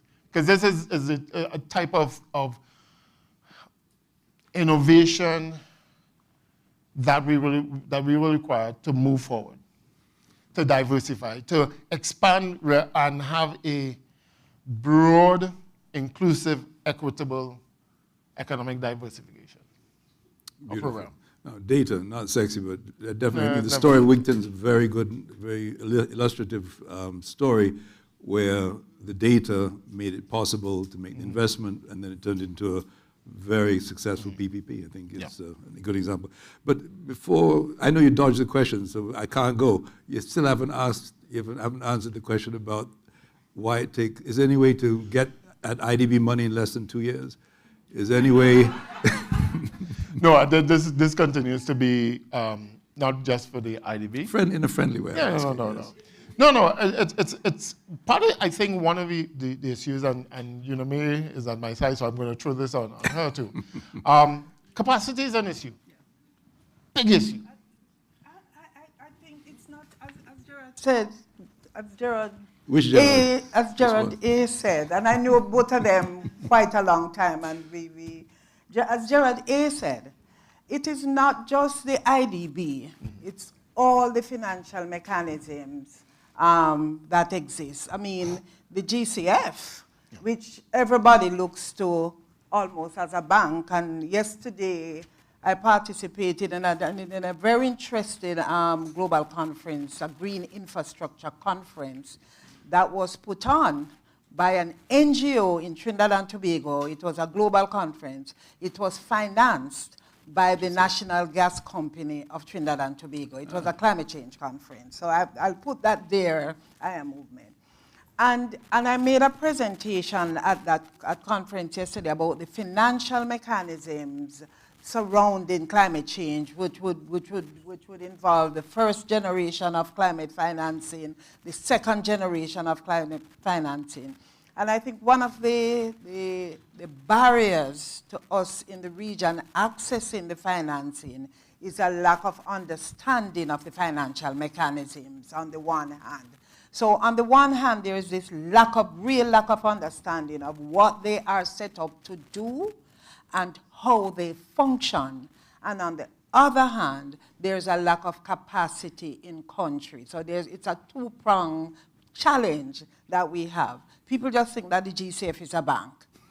and for that, it makes it very difficult.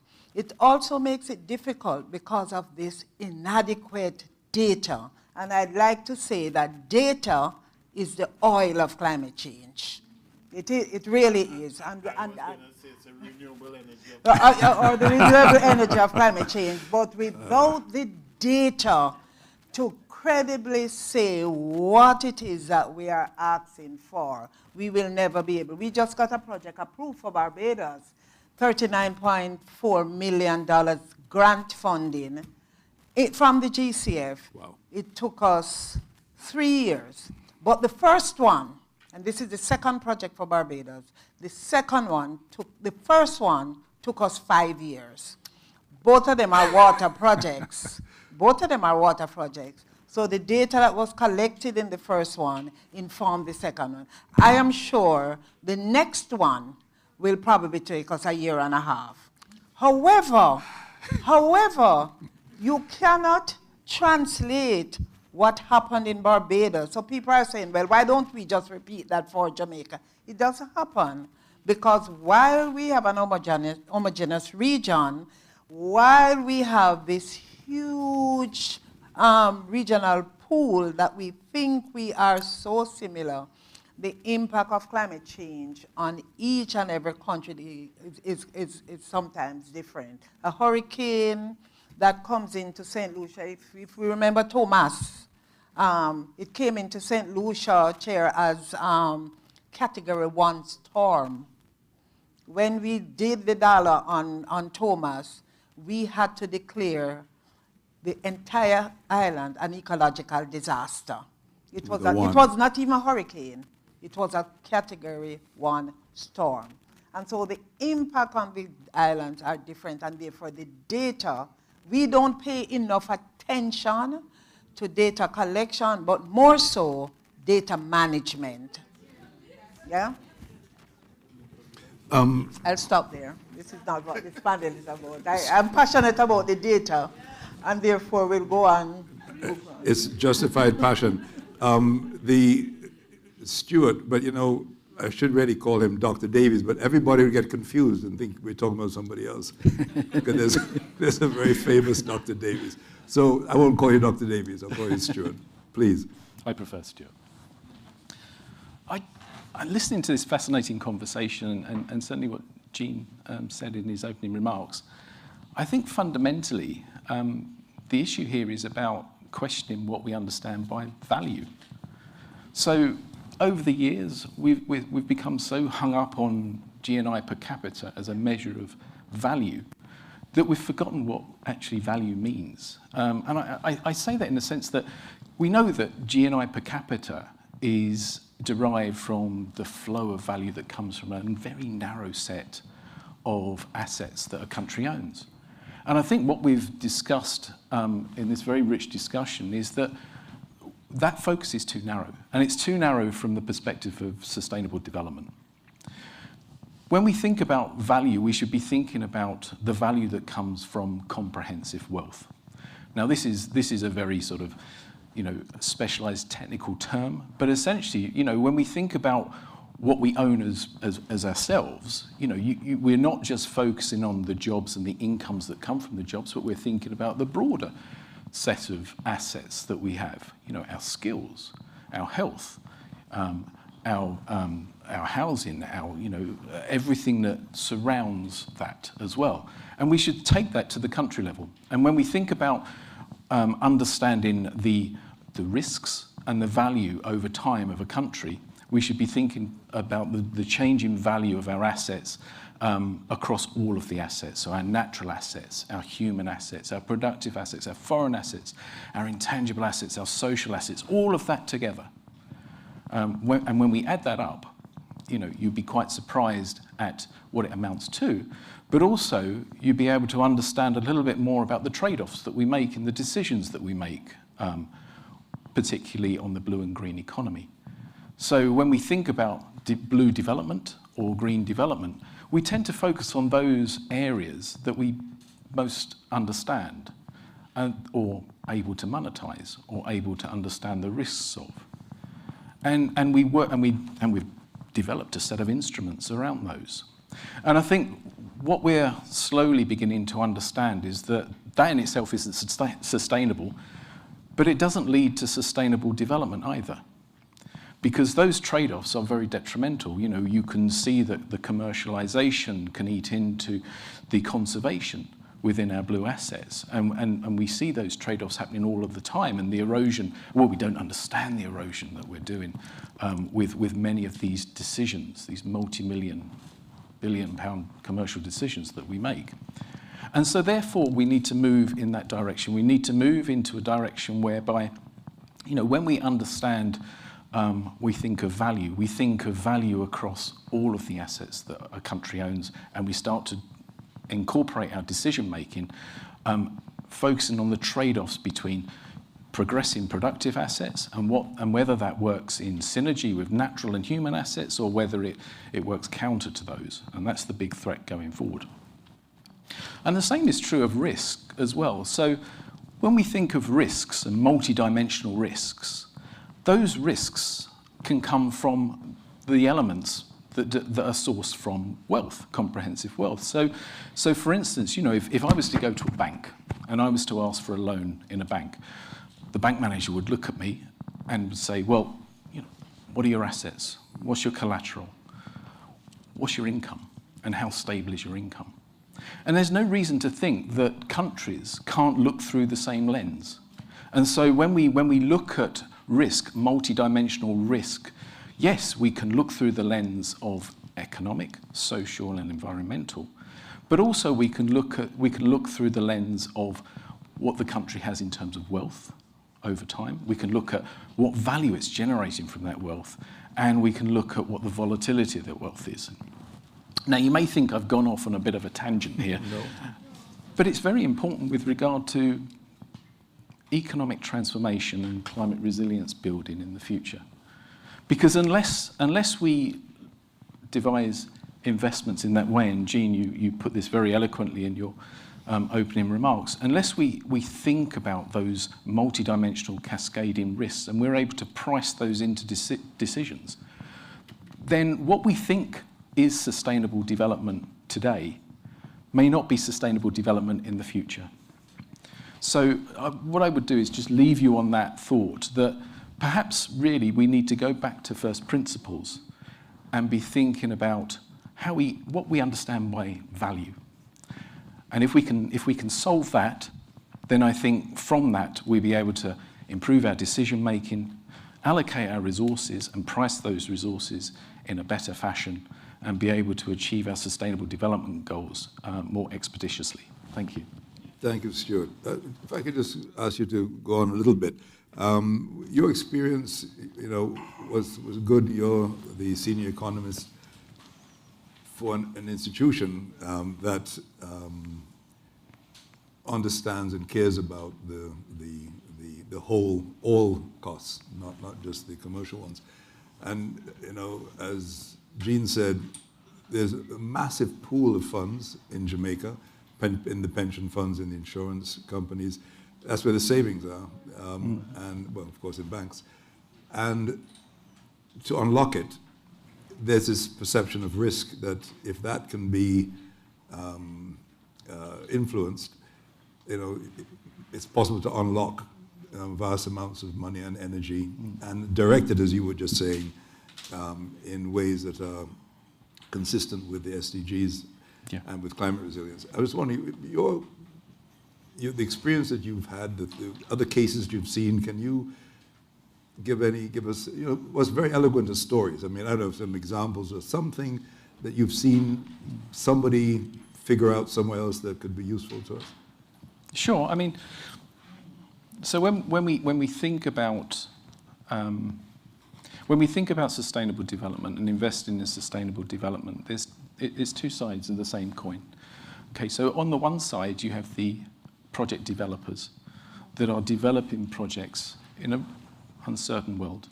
And on the other side, you have the financiers, and they are financing those projects. And the two depend upon information from each other. So your project developers will develop longer-term projects if they believe that there is the financing instruments available to be able to then finance those projects. They're not going to take on a project if they don't believe at the end of the day that a bank will finance them. And similarly, those financial institutions, and this is where tapping into those very large and attractive international funds comes into play, is that they want a pipeline of investable projects, and they want certainty that that pipeline of investable projects will be tailored to those financial instruments. And it's very tricky to match the pipeline with the financing. Often, you know, we have lots of instruments, but we don't have the investable projects, or we have investable projects, but we don't have the tailored financing to be able to achieve that. So I think what I've learned, certainly from working both inside and outside of the UN on development capital projects, is firstly that balance needs to be struck.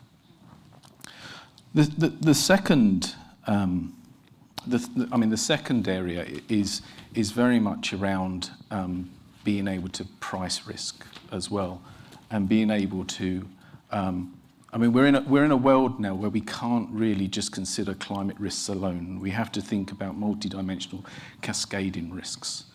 And there needs to be development, both in terms of our own skills, of being able to apply these new methodologies, but also the technology available to be able to then put those into pricing models and be able to price, as you say, perhaps not necessarily short-term high returns, but more balanced, longer-term, perhaps lower returns within the financial architecture. So there's two thoughts, if I can leave you with those. Thank you very much. Well, we are almost out of time, so I'll have to skip to the last question, which is somewhat self-serving by the organizers, which is I'm joking, but it's a valid question. The UN has so much intellectual and reputational resources that it could bring to bear.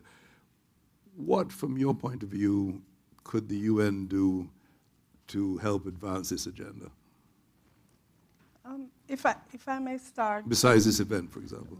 Besides this event that they invite me as a friend here, I think, to be quite frank with you, I think the UN and the UN system as a whole, which is this global organization, has this global reach, but at the same time, with their national presence, the understanding of the national sensitivities, which they can use to bridge these gaps. I think you have, as part of that, and I like to talk about moral authority, and I'm no paragon of morality, but I think the UN has this moral authority to speak on issues at this global level, but at the same time, this unique opportunity to translate and have boots on the ground. And I think that's one of the things that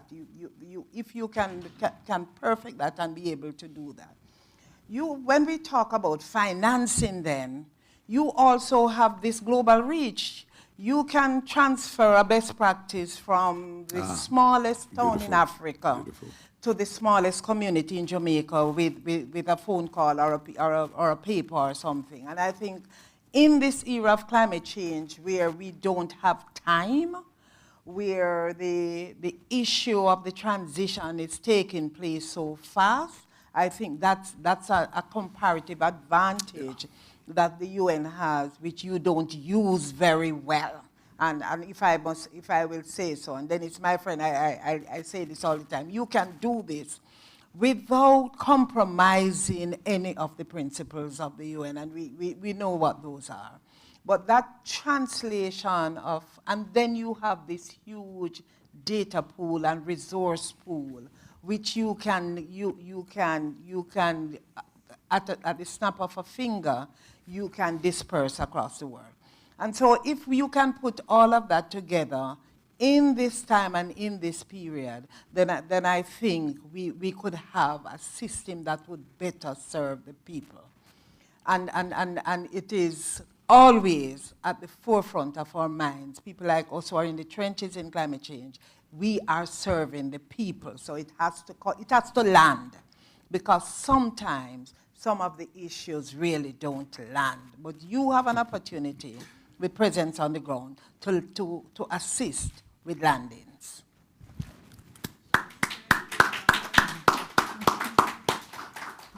We can leave now. No, I must say, I hope that was recorded. Thank you so much. Very, very good. Gerard, I pour you, sorry. Hard to follow that. And I will be simple in terms of my point here is that there's a lot of targets that are out there. You have the SDGs, you have the climate targets, you have ACHI, and I think one of the things that the UN may need to do, or may need to do a little better, is show the interconnection between all of these.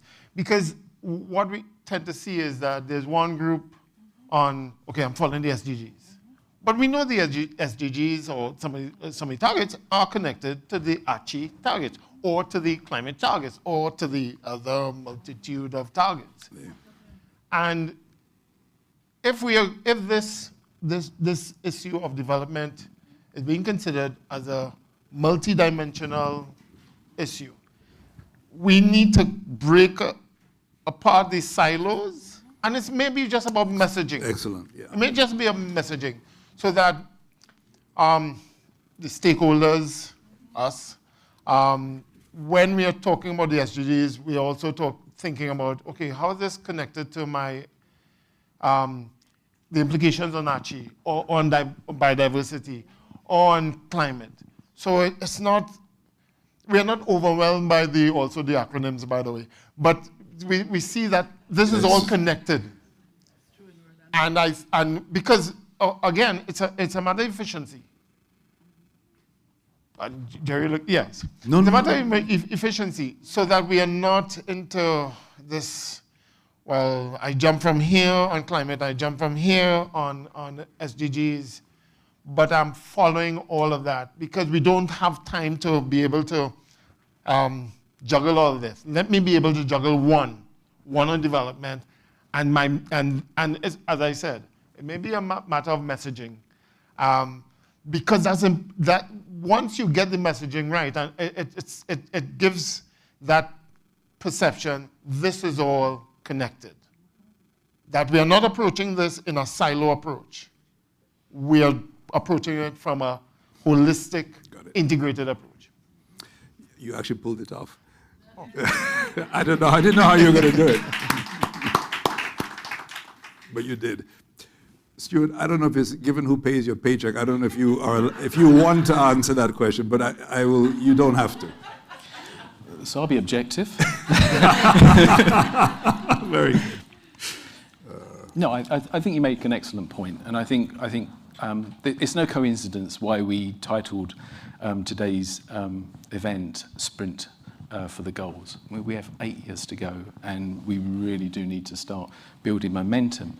And as you mentioned, the old ways are no longer fit for purpose, so we need to think of new ways of achieving these goals. And what I would say is we are thinking, we've been thinking for some time about this, about how we don't just focus on one goal, but we look at interventions that cut across goals, okay? And we look for accelerators. And we try to choose our interventions or devise our development capital platforms in such a way that we're able to touch lots of pinch points across the SDGs so that we can accelerate those going forward. One such example is a development capital platform that is being developed across Barbados and the Eastern Caribbean called Blue Invest. Now, this came out of a new fund called the Joint SDG Fund, where we encouraged, the UN family is encouraged to come together to look at the comparative advantage across agencies, funds and programs, and to develop programs that cross-cut the SDGs so that we can have maximum impact. And one such program is called Blue Invest, and this program is called Blue Invest. Blue Invest, yeah. It's catalytic capital combined with technical assistance. So you know, we've learned from the lessons of capital programs that are accessible, but the transaction costs of accessing those programs can be quite high, and especially for small island developing states that have limited capacities. So we've developed a model whereby there's technical assistance to be able to take last mile investment proposals through to investment and then invest in them, with hopefully quite strong multipliers as a result of that. So we are looking forward.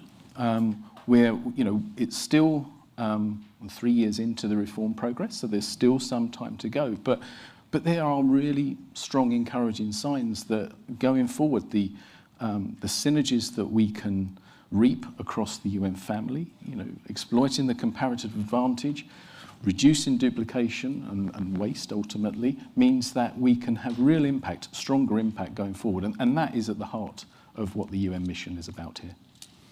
Excellent. You'll keep your job, I think.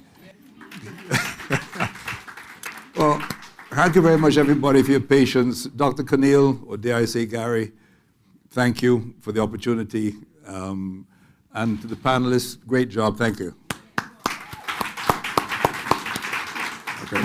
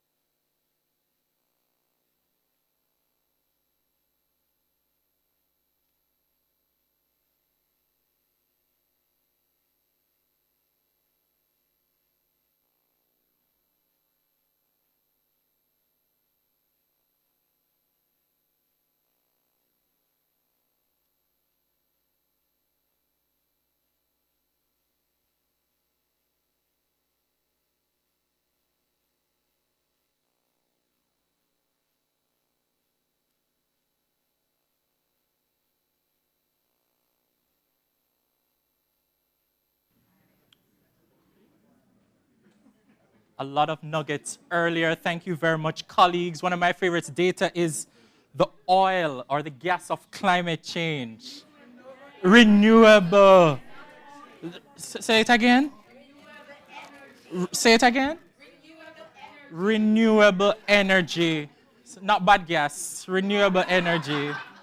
So we need to ensure that we have access to good quality, reliable data and data management. I know my data officer was enjoying that, Dr. Shelley Trim. She was having a field day. And we're having this conversation today because we realize the need to take care of our climate, but we also realize the need to diversify our economies to reduce dependency on any one area, right? So we were encouraged to more largely entertain the opportunities, not just on the blue economy, but green economy. I heard silver economy, orange economy, black economy for sustainable development.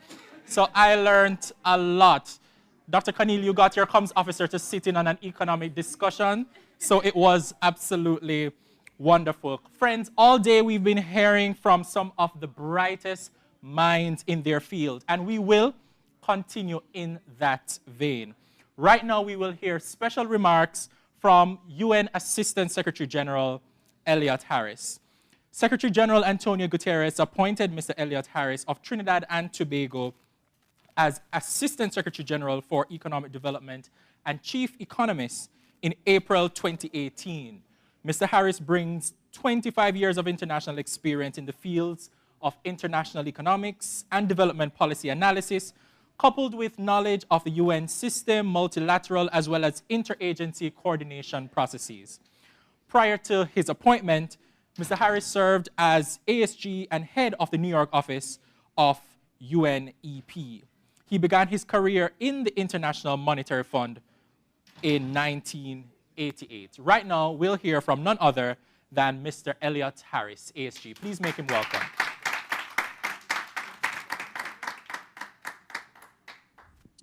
Thank you very much. Good afternoon to all of you in Jamaica. It's a real shame that I can't join you there. I'm very happy to have the occasion to join you at least vertically and to share some thoughts on a really interesting topic, the creative economy, what we're calling the orange economy, that you discussed in the previous session. The Sustainable Development Agenda that we're all fascinated by, it aims, among other things, at creating a sustainable economy that will be structured and organized very differently than what we have now. This transition towards sustainability will be full of innovation and change, of course. And a good amount of creativity will be needed to design and steer these aspects of the transition. So this is a very opportune time to reflect on the creative economy itself, both in its role as in reimagining the productive and value-adding structure of the overall economy, and on its importance to our societies. There's been growing attention paid to the creative economy in recent years as its economic importance becomes more and more apparent. Cultural and creative activities absorb an estimated 1% of the global population, not labor force, population, and they produce well over $2 trillion annually in revenues. In many economies, the creative sector has actually been growing much more rapidly than traditional productive sectors.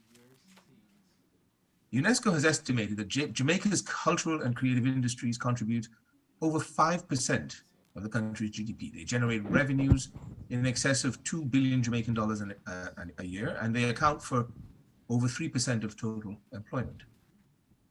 According to a recent survey, over 60% of these jobs are held by women, and well over a third of them by young people under the age of 35. Broadly defined, creative industries refer to goods and services that are produced and distributed using creativity and intellectual capital as primary inputs. It's a very broad definition, but it covers a wide range of activities, things like advertising and architecture, arts and crafts, design and fashion, film, video, photography, music and performing arts, publishing and electronic publishing, research and development, software, computer games, TV and radio. The nature of the creative industry sector has also been evolving, and the industries themselves are changing at different speeds and in different directions depending on the type of activity. Some of them, like traditional crafts or books and visual and performing arts, are produced in roughly the same way as they were in the past, but others have become far more technology intensive and service oriented, such as the music and film industries or television and radio broadcasting, the new media and design. Because of these changes, the cost structures have become more fluid, and now they often present less of a barrier to entry than in the recent past. Creative activities are also linked in with the traditional sectors of the economy. One good and very relevant to Jamaica example is the tourist industry. Handicrafts, gastronomy, various forms of cultural services, and live entertainment have always been the underpinnings of the tourism sector. But more recently, the spread of digital information technologies and the platform economy gives to the tourism sector access to a much wider range of potential clients, nationally and internationally. It provides for more creative and compelling digital marketing and publicity, and it gives new earnings opportunities through home and boutique accommodations alongside traditional hotel accommodations. But by its very nature, creativity cannot be predicted, although it can be anticipated. Allow me to give a couple of examples just to illustrate this point. Who would ever have expected that little St. Lucia and little Trinidad and Tobago, with a combined population equivalent to 2/100% of the global population, could produce 3 Nobel Prize winners, 3. 2 of them in literature within 1 decade. The third one was in economics, but we economists are rather creative individuals, and so I'll say that that counts when we're talking about creativity. How does a carnival mass band leader from Trinidad come to design the pageantry for the opening ceremonies of 3 different Olympic Games and a football World Cup? Why was little Jamaica able to create an entirely new genre of music that is listened to all over the world? I've heard reggae in China. Now, on the surface of things, there's little about the Caribbean that would have predicted these accomplishments on a global stage, and yet they happened. And of course, many different types of creative outpourings happen constantly within the region. No one can ever tell exactly when or where such outpourings will take place, and that makes planning for them a very uncertain undertaking. But it is clear creative expression is more likely to flourish in a conducive environment, preparing for an active creative economy can be done and done well. And to my mind, in order for creative expression to grow into a creative industry, for creative industries to establish themselves in a creative economy, at least 3 elements of preparation and enabling should be present. First, support for entrepreneurship through institutions and infrastructure that encourage innovation and promote marketable creative undertakings. Second, a regulatory and legal framework that facilitates intellectual collaboration and the exchange of ideas and skills, and also promotes and protects intellectual property rights. Third, access to sufficient and appropriate financing to enable a scaling up of the creative undertaking to the point where it can actually provide a livelihood. Deficiencies in any one or all of these areas are often enough to prevent a creative idea or activity from evolving into reliable value creation and jobs and income. All of these areas are where the public sector can help. The support for entrepreneurship, for example, it can take the form of providing the physical infrastructure for creative activities at an affordable cost. For example, broadband internet access or performance spaces or commercial premises. It can also take the form of providing training in the technical and vocational and business skills that are needed to translate creative ideas into marketable activities. A supportive legal and regulatory framework would facilitate a proper understanding of intellectual property rights and protect them effectively. It could also provide guidance for setting up effective and manageable contracts between collaborating partners. But it is in finance that the most support is needed. There is definitely a funding gap for creative industries, especially startups, although its size is hard to assess. What is more important, however, is to understand the reasons why creative undertakings find it so difficult to mobilize adequate finance, as this might indicate where professional solutions could be sought. First, establishing the value of an innovative or creative idea before it has become marketable is intrinsically difficult. Without an identified demand and clear pricing structure, it's challenging to estimate a possible revenue stream or to calculate the return on the creative investment. Creative endeavors often seem more risky than others. Everything depends on the creative innovator, him or herself, not only whether their ideas are marketable, but also whether they have the skills to succeed in the marketplace. Moreover, the creative impulse that's behind creative endeavors, it's intangible and may not be backed up by physical assets that could serve as collateral for credit. The problem is frequently compounded by a lack of financial skills of the creative entrepreneurs, making it difficult for them to present a compelling case to potential funders or investors. And all of these factors combine to make it quite difficult to secure finance. On the other side of the coin, the mainstream traditional financial institutions often lack the experience to deal with these kinds of uncertainties and the perceived risk of creative enterprise. Typical business loans may not be suited to this kind of activity, but the institutions often lack the flexibility to design more appropriate financial instruments. And since most, if not all, developing countries suffer from a relative or absolute lack of venture capital to fund innovative activities in general, adequate financing for creative industry is very difficult to mobilize without more flexible financial instruments and active risk mitigation mechanisms. And this reflection highlights the possible contributions by the public sector to closing the funding gap.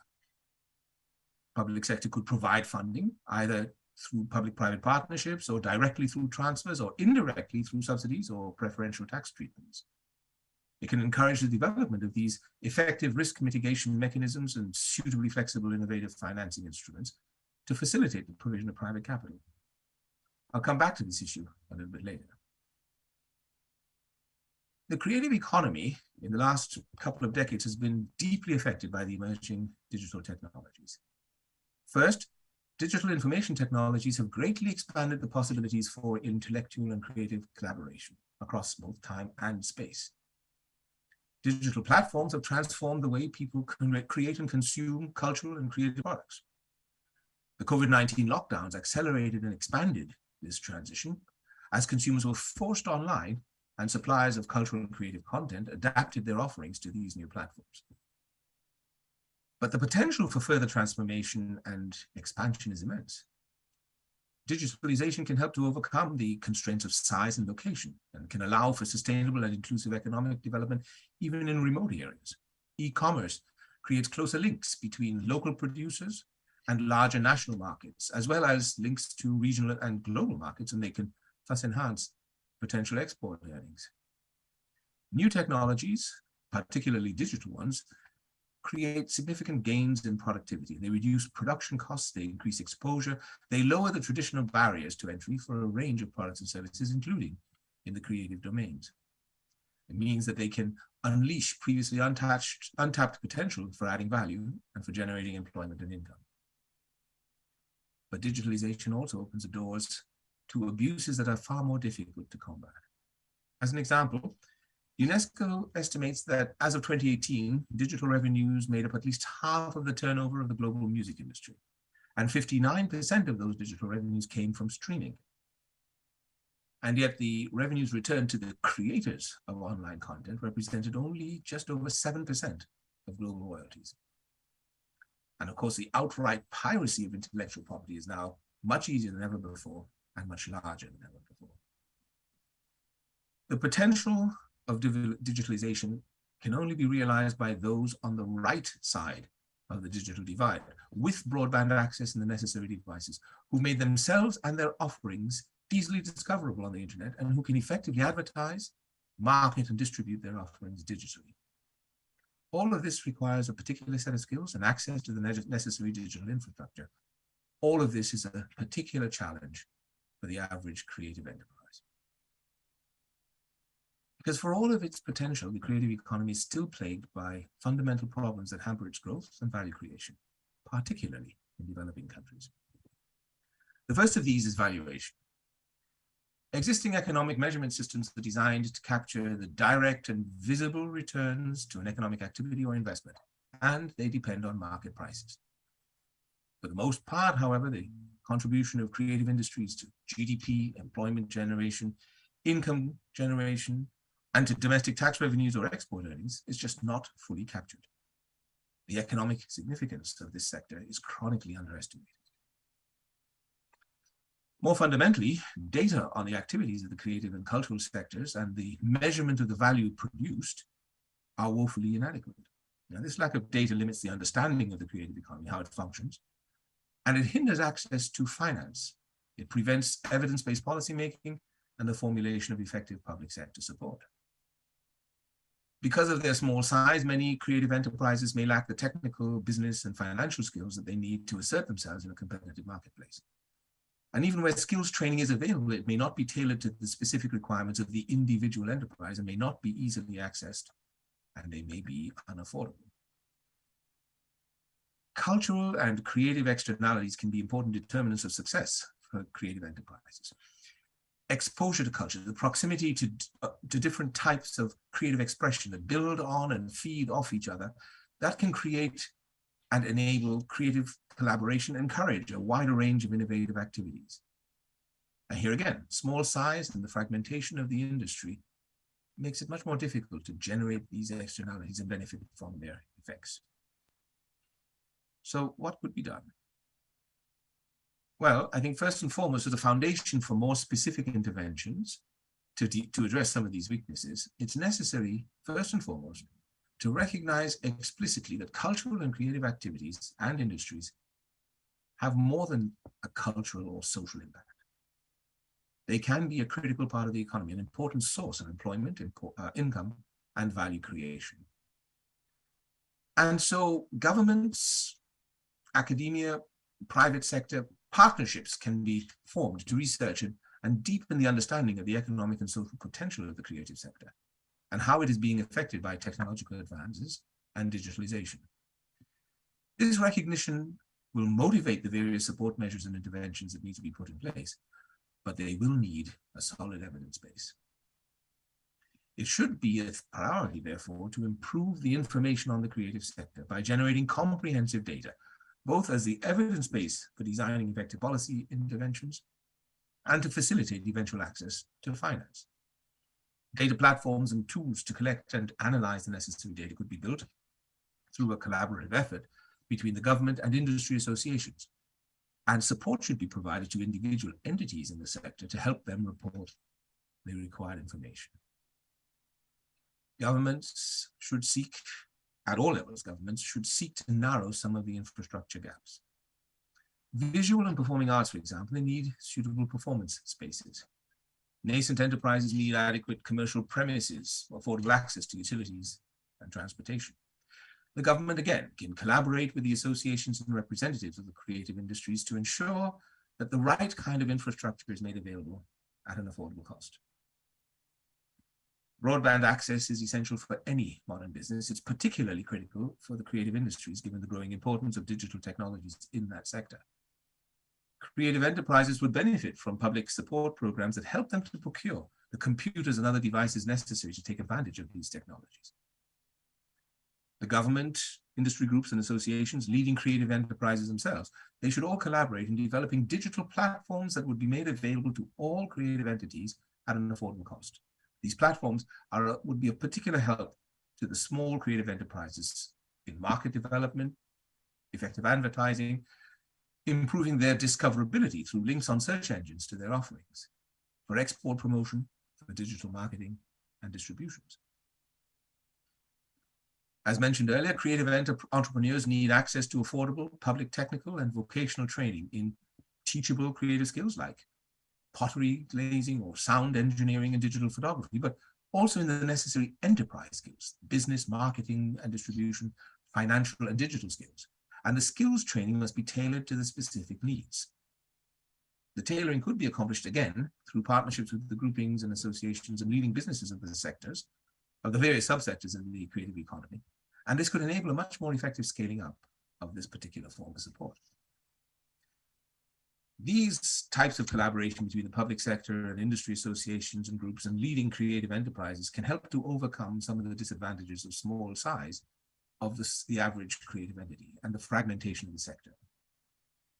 Improved collaboration and communication between the government and the creative industry actors and among and between the creative entrepreneurs themselves, well, that will strengthen their ability to articulate and advocate for the help and the changes that they need. And it'll help to generate those creative externalities that are so beneficial. Making sure that that full range of support interventions and mechanisms are in place can generate externalities of support, if you will, complement those creative externalities. But this kind of coordinated, holistic approach to support is most likely to come about if an overall evidence-based strategy of support for this sector is in place. Equally important, because the creative industries are based on creative impulse and intellectual capital, they're particularly dependent on a full understanding and effective protection of intellectual property rights. The government, again, in collaboration with the industry and with other relevant actors, should support and guide creative industries in deepening their understanding of how the intellectual property rights regime functions. And they should strengthen the protection that's afforded to individual creative entrepreneurs. And finally, the government can and must play an important role in improving the prospects for adequate financing for the creative industries.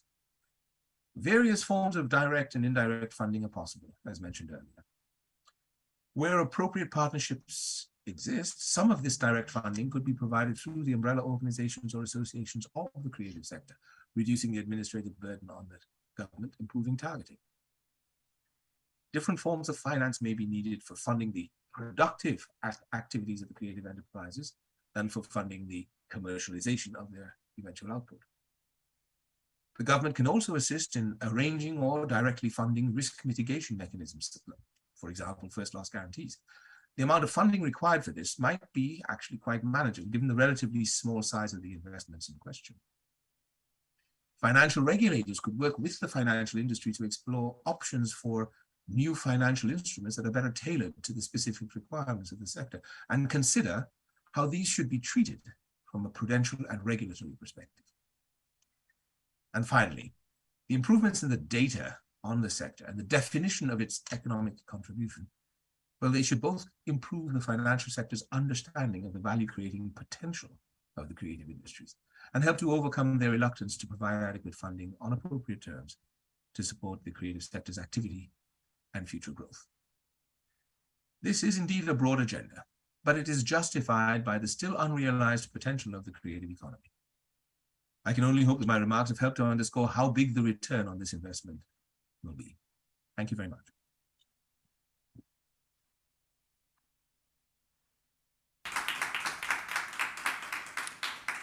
Thank you, ASG, for reminding us of the power, the value, the influence of the orange economy and creative industries, viable spaces for investment as we encourage economic diversification in small island developing states like Jamaica. He can still hear us, so please give him another round of applause. Thank you, ASG. And a perfect segue to the next panel, innovative financing to promote circular and creative economy. Who will we be hearing from now? First, Mr. Wayne Beecher, founder and CEO of Catalyst, an impact entrepreneurship whose mission is to identify, inspire, and catalyze the next generation of human-centered innovators. Mr. Beecher brings to the table decades of entrepreneurial and senior management experience, which spans the public and private sector, and dare I say, an expertise which is often called upon by the UN Development System. Mr. David Brown, Director of Policy and Research at Jamaica Creative, is an historian and cultural researcher. He also works in the Ministry of Culture, Gender, Entertainment, and Sport. His fieldwork supported a submission to UNESCO, which facilitated the inscription of the Maroon heritage of Moortown to the representative list in 2008. Joining us also is Mr. Damian Campbell, Program Manager for Social Enterprise and Youth Engagement at the British Council. Over a decade of experience here in providing high-quality support to people who are socially excluded or who are experiencing problems through the implementation of various social development programs. Last but by no means least, Ms. Diane Edwards, President of JAMPRO, the National Investment and Export Promotion Agency. Under her leadership, JAMPRO has facilitated approximately US $1.75 billion in investments, US $1.29 billion in export sales, and created over 51,000 jobs. She has led JAMPRO's transformational development to serve as a catalyst for wealth creation. And with her continued guidance, JAMPRO has won a number of international awards. She herself has also been internationally recognized as a Business Development Executive of the Year and Woman of the Year in Sales for 2021. And this panel will be ably led and moderated by Dr. Peter John Gordon of the University of the West Indies, Graduate Director, Economics Department. Ladies and gentlemen, please make them welcome. Good afternoon, ladies and gentlemen. I want to pick up on a few things that were said in the earlier sessions, starting with Jean and culminating in the presentation that was just concluded. Some very interesting topics were broached. The issue of value and monetization. I mean, we've always valued West Indies cricket. Hopefully we still do. But there was a time when the players worked for companies and they were given time off to tour, so it wasn't an economic activity. So is it just enough that we value something, or must we be able to make a living from it? In Jean's presentation, he talked about a public-private partnership and rethinking the way things are done. It almost sounded to me as if we are touching on the role of a social planner versus the role of a private business. And the objectives are very different. And so should we be crafting incentive compatibility constraints which get businesses to behave as a social planner would? Because it's not going to happen because they had an hallelujah moment and there's a new realization that, we should do these things. And they'll tell you that they're responsible to their shareholders and they have to turn some kind of a return to them. And even if we could decide on what value is and we could measure it and and in the creative industry. And I should first of all point out that the poster for this session really said innovative financing to promote circular and creative economy, but we are talking really just about the creative economy in this panel. So even if we could identify all the desirable areas that deserve financing, the question is how to operationalize it. Many financial institutions would much rather lend to buy a car than a student loan. Because if you renege on the car loan, they seize the car. But slavery has been abolished for a while, so student refuses to pay. It's a little bit more challenging. And no doubt the same kinds of issues arise when it comes to intangibles. What is it that you will be seizing? And so there is need for some kind of a innovation, some new way of looking at the problem. But recently, going back to West Indies cricket, in a not too distant past, I think the West Indies Cricket Board had come up with some idea that senior players should be paid less so that upcoming players could be paid something. And there was rebellion from the senior players. Is it selfishness, or is it a failure to recognize that they are where they are because an investment was made in them, in providing world-class venues in which they can hone their skills? So what kind of financing can we give to the creative sector so that when people, as the vernacular say, boss, they would be willing to provide some resources for others to come? Or is it that they are expecting that because they bring glory to the country, that they are owed, that is their way of the country paying them, and each generation there has to be a new pot of resources to sustain them? Well, what I'm going to do now is I'm going to ask each panelist, starting with Mr. Campbell on my far left. I don't know if that's politically, but on my left, to make a few opening remarks about how do you see the challenge that we face, what are the issues as you see them, before we get into a kind of question and answer session. Mr. Campbell? Sure, thank you so much. I'll just start by sharing an experience I had last week. I had the privilege of working with some of my colleagues from across the countries in the Americas. We're in Mexico. We had a social event, and that afforded the group drinks. And my colleagues decided to taste the various products that were displayed at the bar. I was looking around and I saw a pitcher, an ice pitcher, with the brand Appleton on it. That sparked my interest to ask the bartender, even though I don't drink, do you have this brand liquor? He searched around and he found one bottle of Appleton Special. I told my colleagues that this is from Jamaica. This is a prime product that we boast about.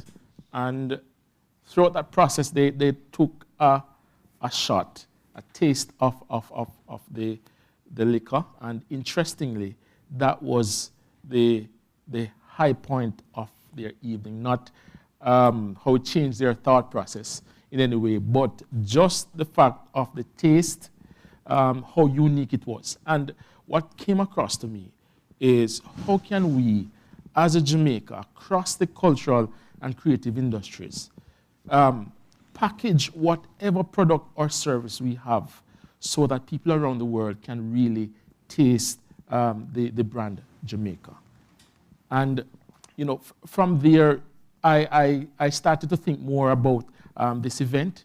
And for me, I started to look at how do we grow this sector? And from my point of view, I've seen where it is not foreign for Jamaica to grow sectors that are poised for growth. So it must be that we look at what we've done well in the past. What are some of the good principles that we would have taken on in other sectors? How can we apply it to this current sector? If we look at the growth of and support for the agriculture sector in Jamaica in the past 5 to 10 years in terms of the investments and the accessibility to the sector. If we look at in more recent times, the work that has been done to grow social enterprises, we have a model that we can really utilize to grow even more the cultural and creative industries. So the challenges are not different. We're seeing issues around how this sector might be disaggregated or subsectors working by themselves. But it must be that we assess the value that we have, create that greater awareness at all levels. Because I've seen from experience that there's sometimes a lack of understanding at the critical places. Say, for instance, the point you made around the financial sector supporting the growth of the economies. They need to understand and value more, even as policymakers. What does this sector bring to the growth of Jamaica? What does it do for the general populace? And from there, we start to create the change. We start to implement the necessary policies that can grow any particular sector. So I think it requires more focus and direct intervention into growing the sector. Mr. Brown? Thanks for the opportunity. I recently, last week or the week before, the ministry was invited by UNESCO to send a group of artists to World Music Expo in Portugal. The ministry selected some young female musicians, they specifically wanted females, but also because of gender balance, we sent Abija, one of the performing artists. What became very clear in that whole experience, which allowed them to network with musicians worldwide, producers, promoters, you name it, and record labels, was that it was because the specific space was created through UNESCO and through WOMEX that allowed those artists that opportunity. By and large, the Jamaican entertainment sector, as a subset of the creative sector, the members of that sector aren't allowed these kind of opportunities readily. When we observed some of the challenges that they had, even through a sponsored thing, such as acquiring things like visas, the expense, and the process to access visas to foreign markets, particularly in Europe, when we looked at what it would cost them on their own to actually engage in a process like this, and the logistics associated with it, if they hadn't had the support of a multinational, say UNESCO, and the state through the Ministry of Culture, it wouldn't have been possible for them. So what was the lesson from that experience? The lesson from that experience is that our creatives do need a fair amount of assistance, and only when they get that kind of support can they thrive and develop and own their craft.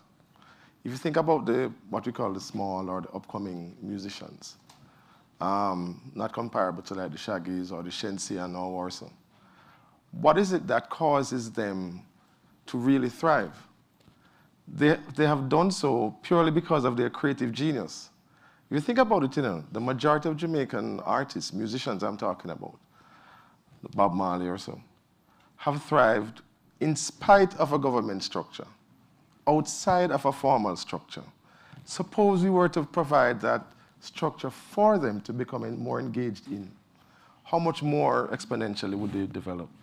And for us, certainly from the Ministry of Culture, that is one of our biggest observations, that we need to provide this enabling environment within which they can thrive.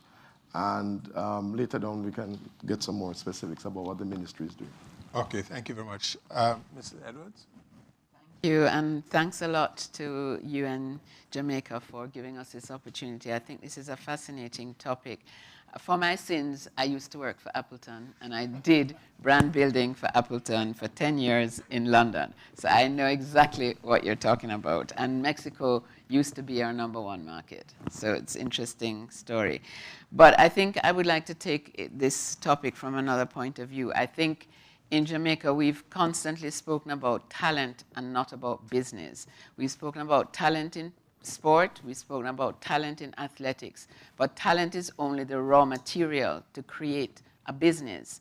And what we've not done is create that enabling environment that David was talking about, and to look at the creative industries as a business. A business, with, like any other business, needs revenue streams. It needs an underpinning of the raw material, yes, but how do you transform that raw material into a revenue-generating business? And this is the side of it, the unsexy side of the creative industries that we've never taken seriously, and I think is a fundamental missing element. So if you look at across the region, there's immense talent, but that talent goes its own way. It's individualistic, it's not organized into a business. What I think we need to do is look at business models that are viable, because when we see a company like the Lab listing on the Jamaica Stock Exchange, that's the direction that we need to go. So how do you help creatives who quite often are right brain thinkers and don't even want to deal with their left brain? How do you help them to partner with people who can help them create the structures that then become a business? So how do we get people to look at artist management, publishing, IP, different areas of the creative industries that right now we don't take seriously?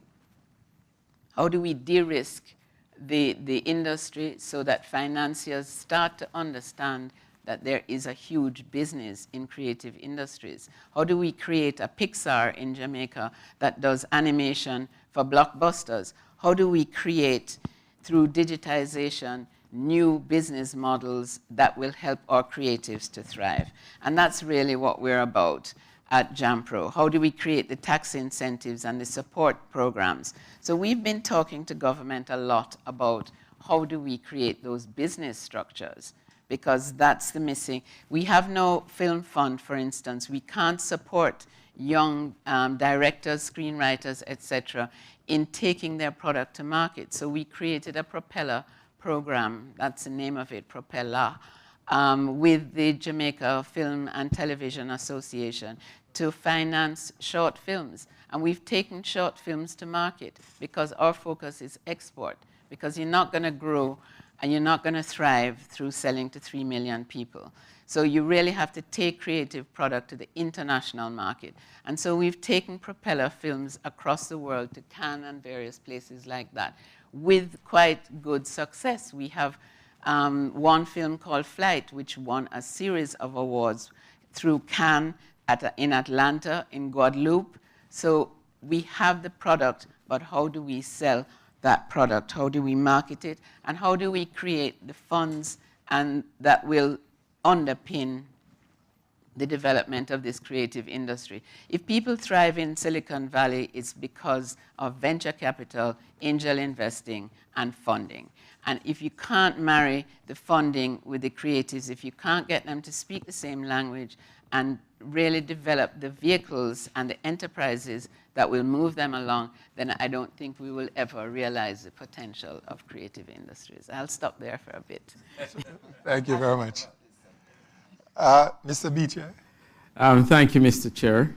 Thank you to the delegates from the UN who invited me to be here. I realize I'm the only non-institutional representative here.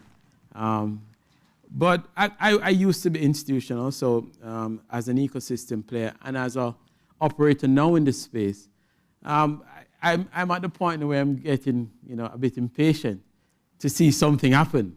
I feel as if we're approaching the the edge, the verge of something that could become exponential. But for some reason, there's a catalyst that's required that's not yet in place to actually take us to the next level. As a financier, we like to look at the numbers. I don't know if Dan have the numbers for Jamaica, but at a global level, the cultural and creative industry is valued at some $2.5 trillion. And regionally in Latin America and the Caribbean, that's $124 billion. And in terms of cultural heritage, we could say Jamaica is most endowed, from sports to music and so on.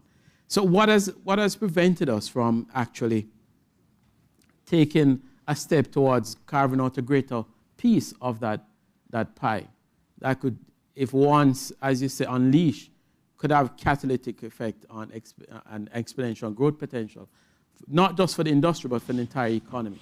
And if you look from an economic perspective, if you look at overall macroeconomics, I think in terms of a competitive advantage or comparative advantage, our cultural and creative industry has the greatest potential to really take us further along the path of growth.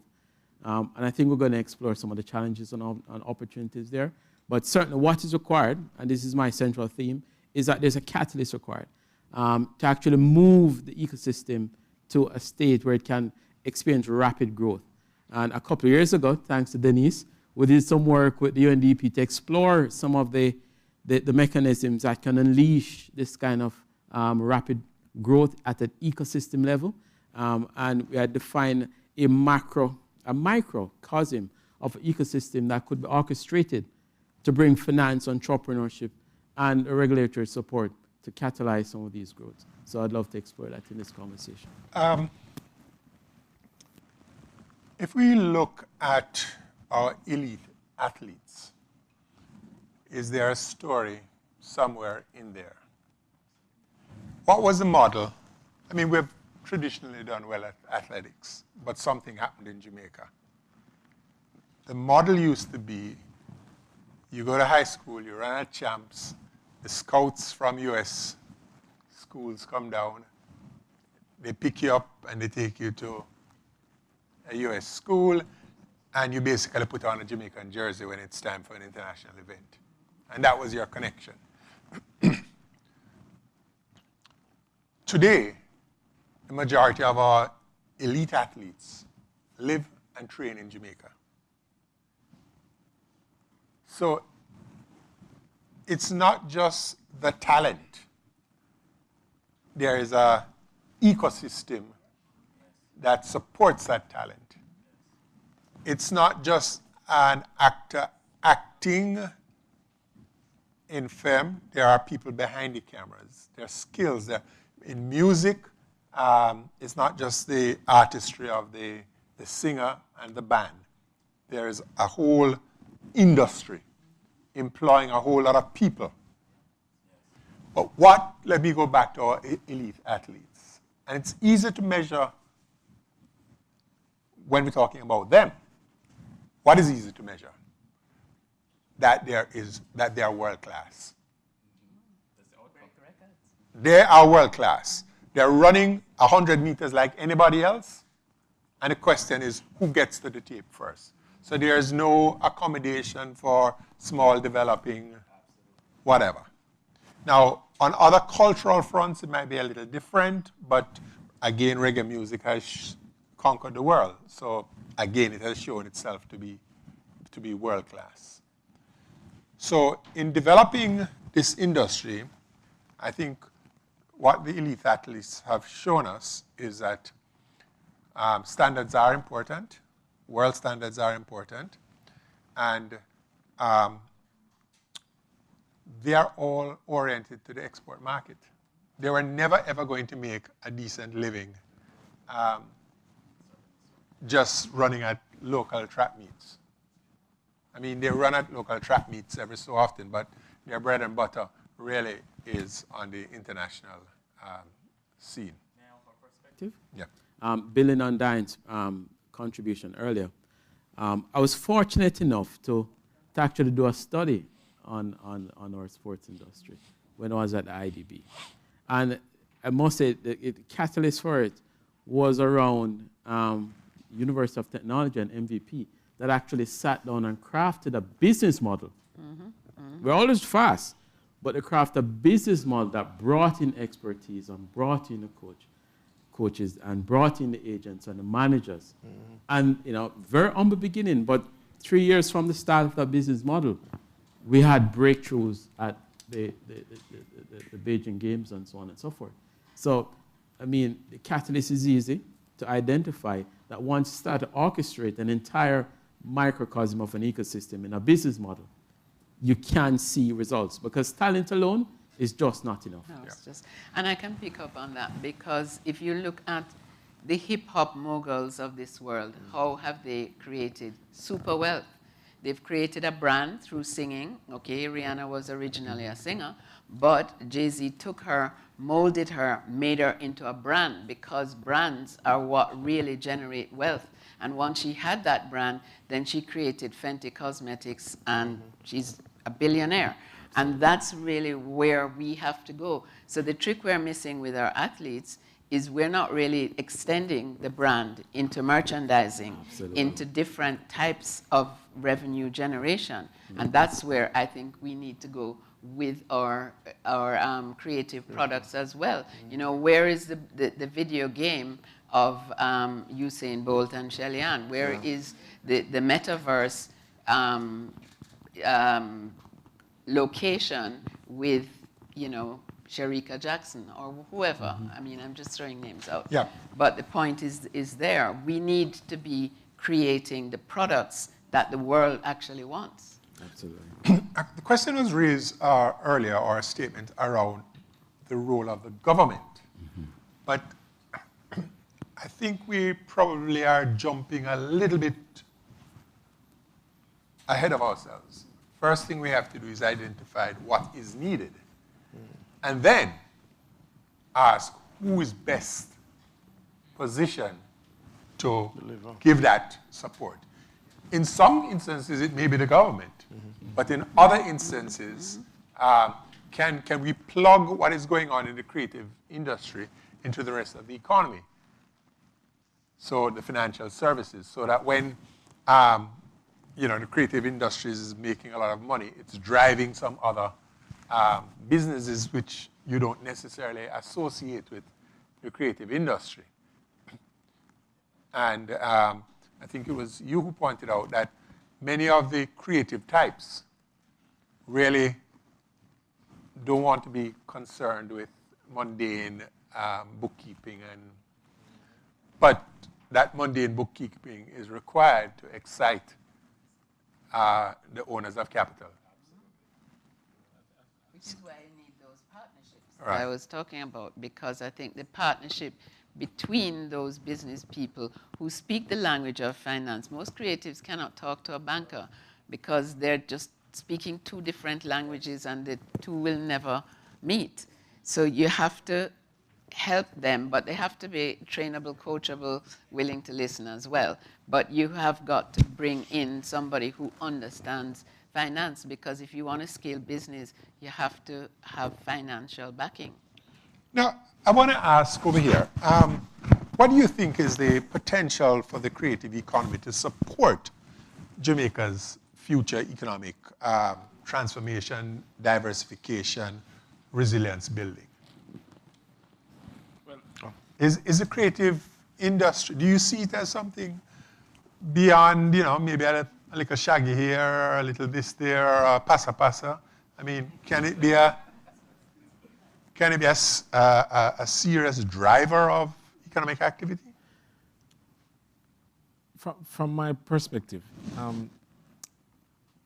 in answering your question, let's look at the most common basic aspect of our society in terms of what drives the base of our society. And I'm sure in your answer you'll find the creative industries. In any international conversation, you'll find persons expressing the fact that as Caribbean people, as Jamaicans, we're quite entrepreneurial, we're quite innovative, we are resilient. Those are the words that describe, you know, what we do, whether it be through the arts and culture, whatever it is. And have we really, as individuals, looked and assessed what that really means to us? What does that mean to the growth of Jamaica? And I think if we answer that question clearly, we'll see that it is quite significant to whatever aspect of society we try to grow. If we move in the finance sector, it requires innovation. It requires creativity in this current landscape that we're operating in. So I think you've just hit on something, that we shouldn't restrict our notion of the creative industry to just sports or music, that it is much broader. Yeah. It could be, software development, all of Nice category. And each would have different challenges, Yep. Mm-hmm. But the fundamental is that somehow that innate skill has to be married with capital. And the question that we're going to have to leave here with this evening, because I think we're about out of time, is we start to focus on how can we build these bridges which allow the industry to move to, the industries, I should say, to move to a much higher level, and a level where the world is the market and not just Jamaica. Or position on what the government should be doing in the process. What I've seen is that the government's role is more coordination. Why? I think it facilitates a lot of trust from the relevant players of, why we're doing this. It is actually going somewhere. It is more sustainable when it's led on by the government. So that's something that I think is significant for us to understand. And I think the government coordinating the space allows for the different translation of finance to a creative and vice versa, to get everybody in one mindset around the direction that we're going. And I think that's critical. Yeah. Thank you very much, ladies and gentlemen. I think we have to wrap it up here. But just in summarizing, I think the financiers or people with capital have to, there needs to be a realization that there are monetary opportunities in the creative industry, and people in creative industry who need this capital have to realize that there needs to be this bridge. So going forward, we have to try and figure out how to marry these reluctant partners. Ladies and gentlemen, thank you very much for your patience. Good evening.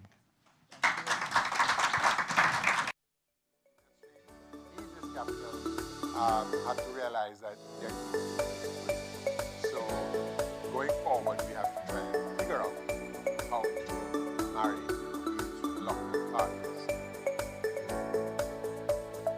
Ladies and gentlemen, thank you very much for your patience.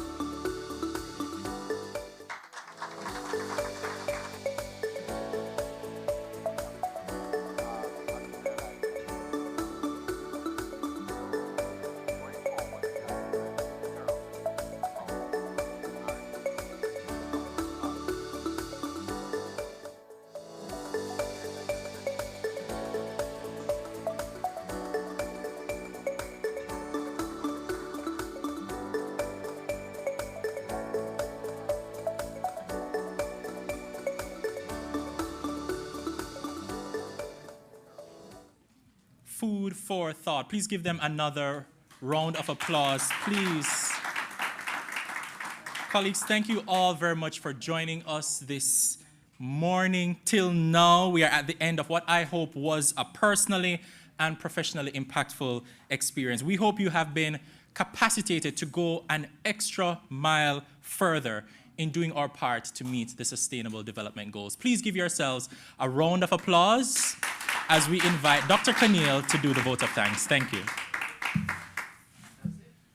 Very, very briefly, thank you. So I have to thank, of course, UE for hosting us. Special thanks, of course, to our distinguished speakers. Jean, really, it was an inspiring, really inspiring. Of course, we'll also reach out to our friend Elliot. Thank you so much to Jerry also for helping out the panelists. You were incredible. Friends, this is the beginning of a discussion. We've heard from the best in the world and the best in Jamaica. We understand that we can actually make progress on these goals, and we're hoping to be able to build on the discussions we've had today. I do want to take one more minute to introduce the real force behind all of this. I want to bring my team over here. First, your MC, which has been great. Jermaine, thank you so much for an incredible job. These guys have worked tirelessly to make sure that we had an event we're all proud of. I'm seeing Shelly over there. Thank you so very much for your dedication to this. And of course, Max, could you please stand up? Incredible people. And I don't see Morgan. There you are. And our team leader and strategist, Morgan, thank you so much. You put so much effort into this. And I don't see Deborah. We're a very small team, but I have to tell you, I've been doing this for 20 years, and this is really the best team a resident coordinator can ever hope for. Thank you so much, guys, for all your effort. Please enjoy the rest of your evening. Goodbye. And I don't see Morgan. There you are. And our team leader and strategist, Morgan, thank you so much. You put so much effort into this. And I don't see Deborah. We're a very small team, but I have to tell you, I've been doing this for 20 years, and this is really the best team